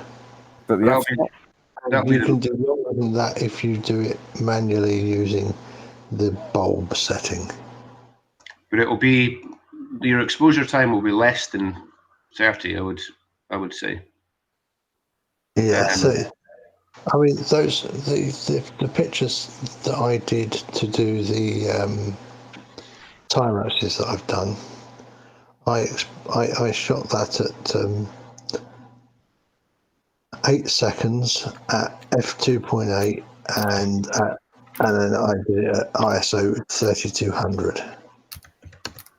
Bulb. What's this bulb setting? I've just come across it by rotating this thing. What does bulb mean? Well, if you've got a remote shutter, if you press and hold the shutter button, it'll take a picture for as long as you hold it down. And you just flash the bulb on and off, and then that gives it light, does it? No, it's not. It's nothing to do with light. It's just what it's called. If you press and hold, it'll take an exposure for as long as you're holding down the shutter. Okay, so I've got that. I've understood how to play with that one. Okay, I need to find out how to change this f-stop malarkey. See, it's annoying. It's on 18, but you roll back. You have you adjust the if you're in manual. I'm in M. Yep. If you're in M, you adjust the aperture using the back control. In fact, you have to hold a button down on the back, and then you can rotate the little wheel at the front. Right. Do you know which button I hold down? No. Okay. Any idea what it might look like? Hang on, Cody. You're quite lucky because you know Carl Edwards from Johannesburg in South Africa. Not really. No. Well, he lurks a lot in the chat. Is this your camera, Tony? Fortunately for you, Tony. Fortunately not for you, quite. What is that one? That's a Canon Rebel you're looking at. What's the number of it again? Mine's an EOS 1100D. Okay. No, D. I have the. So that one. Yep. Looks pretty like that one. Yeah. That button there. That star. Okay, let's try that star. Have you got a ruler? Yes, a ruler? Say that again. Sorry, Alan. So I'm hearing two conversations. So when I press the star, the screen disappears. Unfortunately. It disappears. Yeah. So the seconds, there's that rotatey one that you were pointing to. In fact, that picture you got on the right, see that rotatey thing?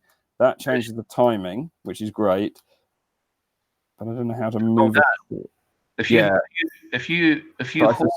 press and hold that, and then roll that, you should change the f-stop. If I press and hold it, unfortunately, it blanks the screen.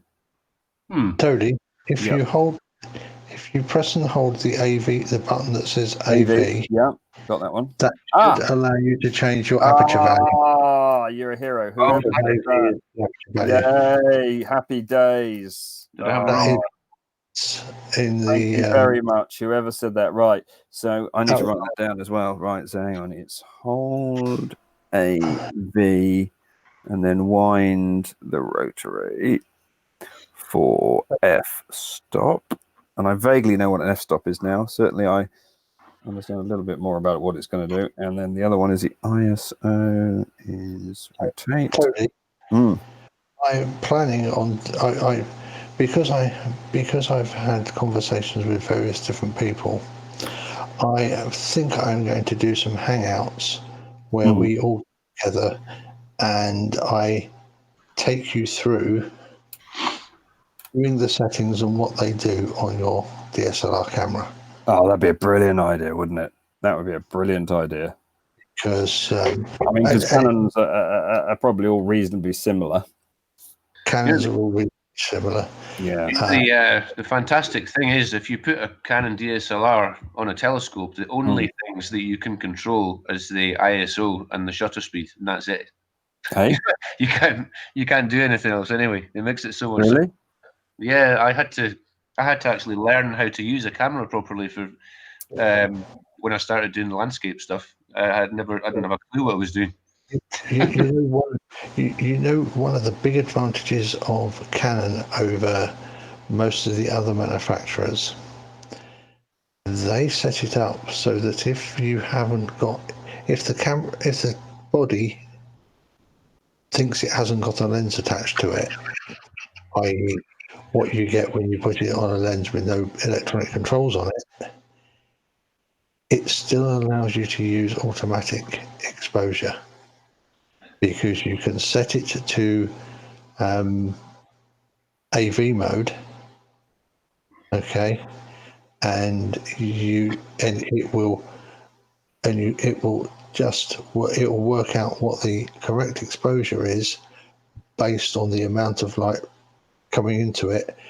And in AV mode, you would set the aperture value anyway, so it doesn't care that it can't adjust the aperture, because it's automatically adjusting the shutter speed or the ISO to get the image correctly exposed.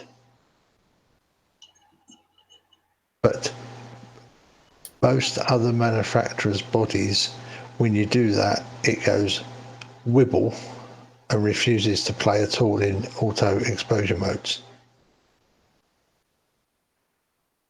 So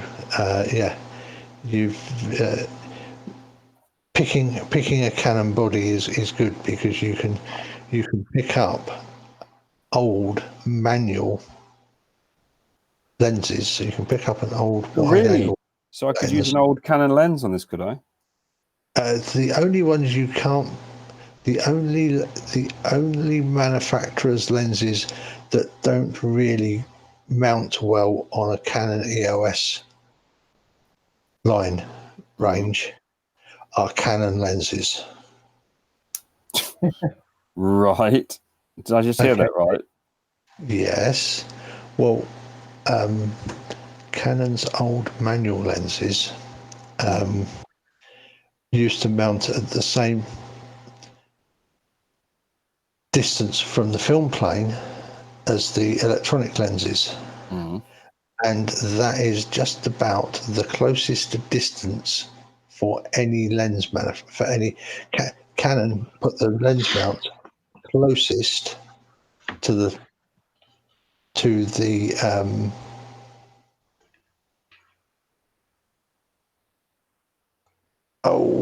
film plane, and they used the biggest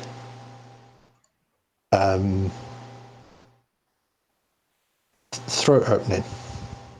So what you can't do is you can't with a Canon manual lens, because that's basically got the same size bayonet and the shortest possible distance.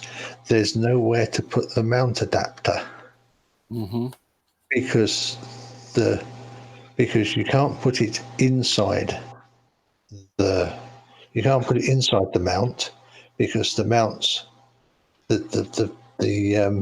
although the opening is the biggest you can get, the Canon manual lens is also huge, so there's no room to put the metal of the mount adapter in between. Oh, so I'd have to use an adapter, would I? If I went and bought a Nikon lens, or I don't know, I'm just making up a lens that is in the Canon. If you picked up an old Nikon F series wide angle lens, then that mounts a little bit further forward, and it's basically not as wide. So you've got room for the mount adapter to fit in the gaps, because you've got to have a gap, and you can't mount And if you mount, the problem is if you mount the lens further forwards, right, it won't focus to infinity. Right, so I couldn't go and find a really great old telephoto zoomy lens thing to like really do, or whatever. I would suggest actually if for the purposes of astrophotography, that's all I can really speak about. I don't really know much about any other kind of photography, funnily enough. But you want a prime focus lens. You don't want a zoom lens really. Right. I'm just thinking of lenses that are expensive and they come up at auctions for like tuppence, right? I'm just thinking, oh, I didn't realize I could put other lenses on this fella. Yeah, that's why I'm. You know. The lenses of choice of landscape, the stuff that I'm doing, is the Samyang 14mm or 24mm, SAMYANG Samyang, and they're not very expensive. If money is no object, I would look at Sigma Art lenses. But I'm again, not spending a lot on any lens at the moment until I got a decent picture. I'm just thinking, I go to auctions sometimes and I see loads of camera lenses, but never realised I could actually put them onto this, you know.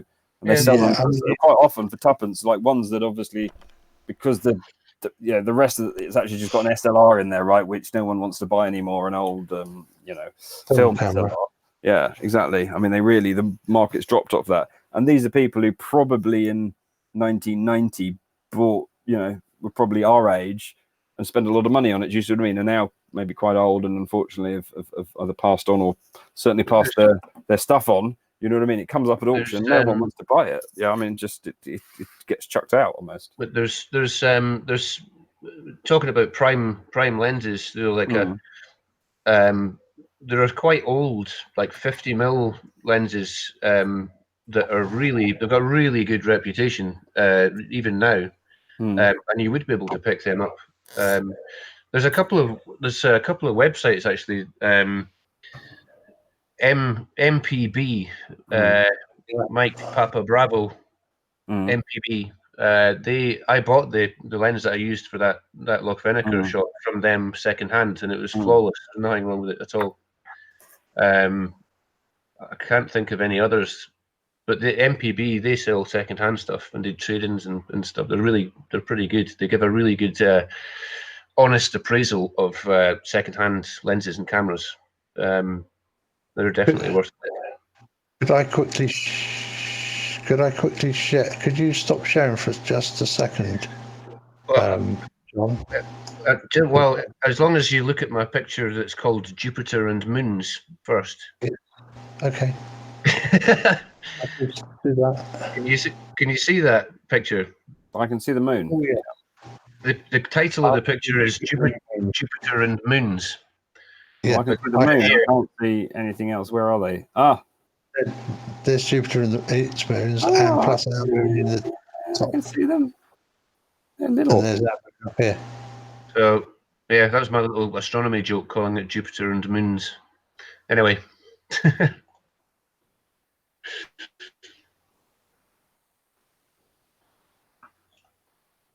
When are you doing your course, Alan?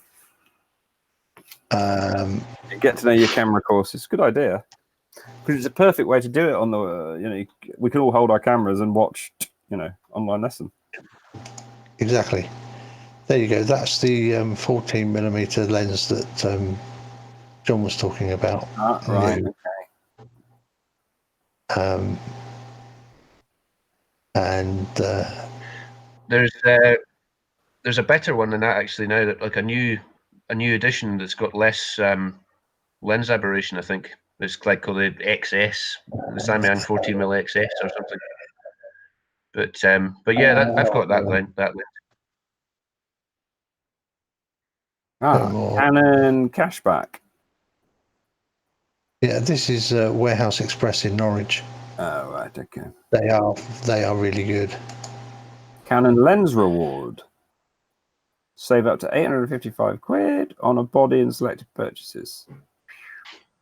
Because Samyang also do although Samyang are cheap lenses, they do some cinema video lenses, and their 16mm t2.6 cine lens for Canon fit £1,800.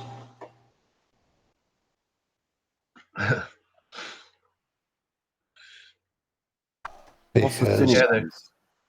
It's basically at home. Sorry. But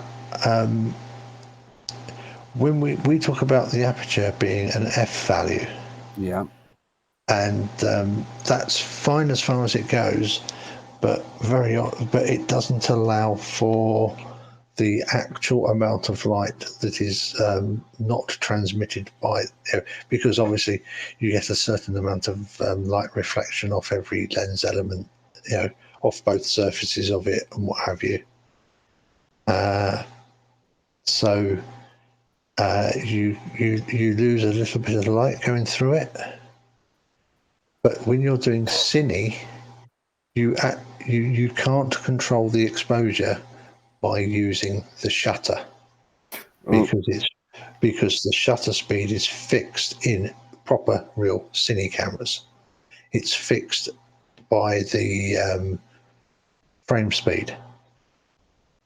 So Terry, I hear you. Did you see Terry's message? Yeah. Yes, I saw that. I shall stop. Once I finish this little bit, I shall stop. So basically, one of the things you have with cine lenses is they have, instead of having an f-stop, which is the ratio of the aperture diameter to the focal length, they have a t-stop, which is the f-stop plus the bit that the lens eats from reflections and what have you, because you have to know very exactly, because what happens is if you're going to have two cameras set up, you want to be able to know that the amount of light reaching the film is exactly the same, so that you can cut them together without changes in exposure, because you can see even a sixth of a stop of difference in exposure. So having the T stop allows you to know that the two lenses will transmit exactly the same amount of light for any exposure value, and that is a good thing, but that costs you lots of money. Can I just say before Terry chucks us out, I've just put my email in the panel chat for anybody who wants to get in contact with me. Tony, if you've got any questions about what I've been talking to you about. Sorry to butt in. That's okay.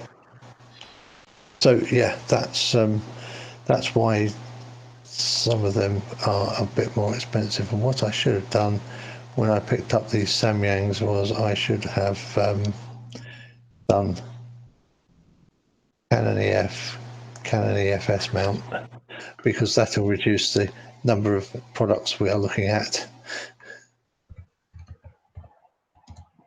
So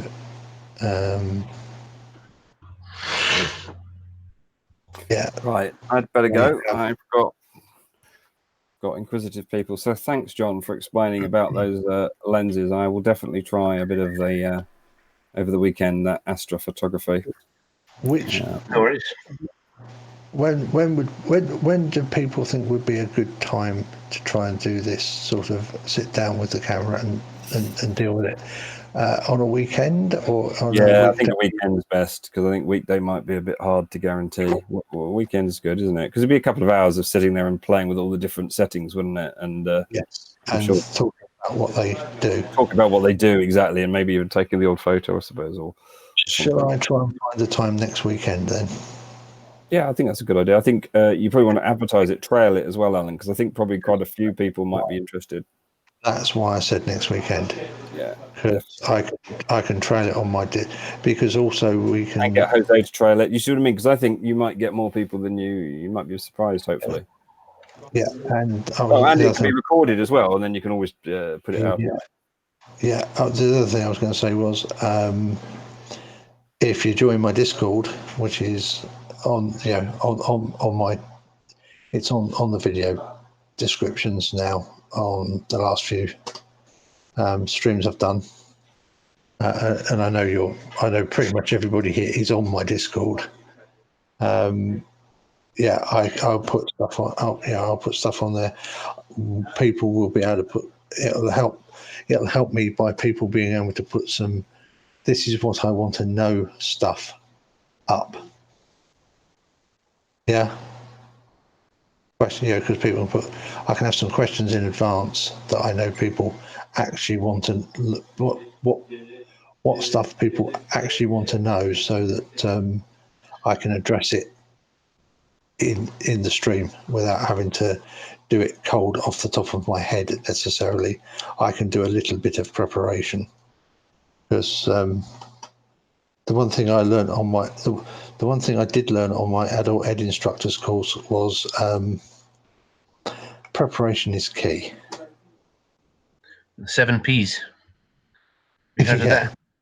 Yes, prior preparation prevents piss poor performance. Yes. One more thing I would. Is Toady he's gone? Is he? I think he might have done, because I think he had the problem I had earlier of people saying, "Pay attention to me now." God damn it!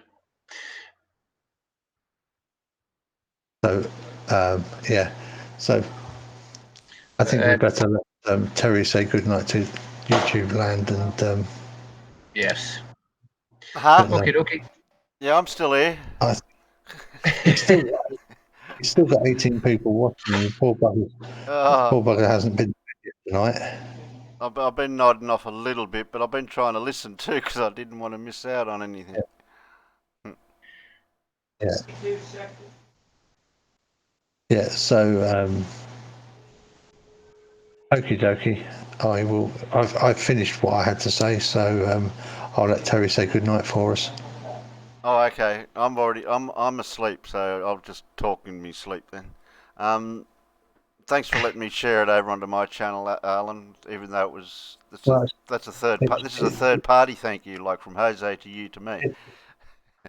It was handy because we had that power cut as well here, so it would have, if it hadn't have been for the streaming problems, I think we've had a few lightning strikes here earlier, which is what took the power down. So, and I think that was what was taking out my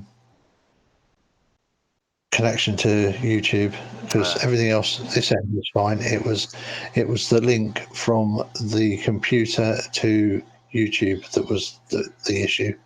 Oh, okay.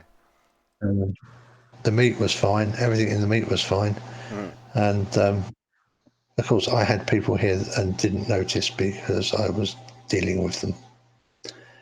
But never mind. Yeah, never mind. It all worked out in the end. It did indeed.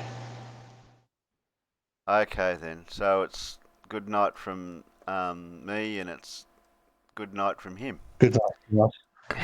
All right. Cheers, Terry. Cheers, guys. Right. Yeah. Good night.